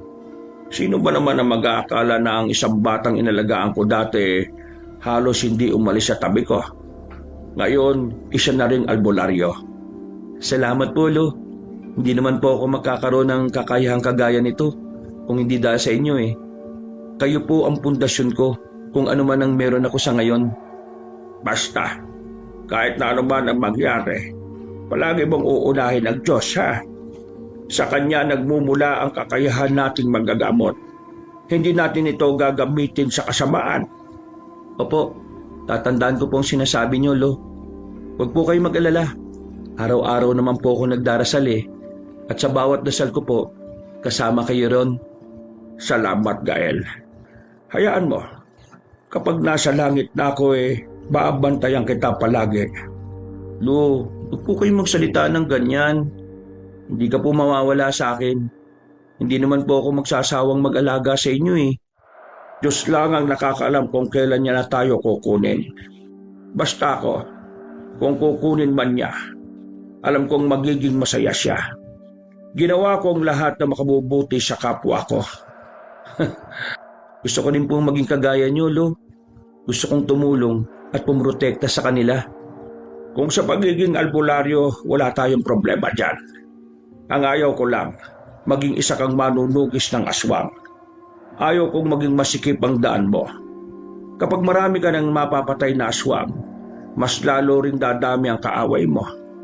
Kung ganun po, hindi na po ako magiging isang manunugis. Kahit po na albularyo lang ako, makakatulong din naman po ako eh. Tama ka riyan, Apo. Tama ka. Namuhay pa si Lolo ng halos 70 taon at pumanaw siya noong panahon ng pandemya. Sa ngayon, may asawa at anak na ako at nagbabalak ng iwan ang pagiging albularyo. Subalit sa tuwing naiisip ko na ito lang ang tanging pamana ng mga ninuno ko sa amin, nagdadalawang isip ako kung hihinto ako o magpapatuloy pa rin sa panggagamot. Mga kabangers at mga kayanggaw, bago po tayo magwakas, nagpapasalamat po ako sa muli niyong pagsubaybay sa ating magandang kwento ngayong araw na ito. Kung medyo nabitin po kayo, sana po'y dalawin niyo rin ang dalawa nating mga channel, yung Pamela Clamil at yung bagong-bagong channel natin na Kabanong version 2.0 kung saan meron na pong moving images doon. Kaya parang nanonood na rin kayo ng pelikula. Habang napapakinggan nyo rin ang magandang narration na meron na pong music and effects. Kaya mas maganda po ito. Huwag niyo pong kalimutan na mag-subscribe para makasama po kayo sa first 100,000 subscriber ng channel na yon. At para hindi po kayo mahirapan na hanapin ang nasabing channel, ipipin comment po natin ang link ng nasabing channel. Hanggang sa susunod na kwento, wakas!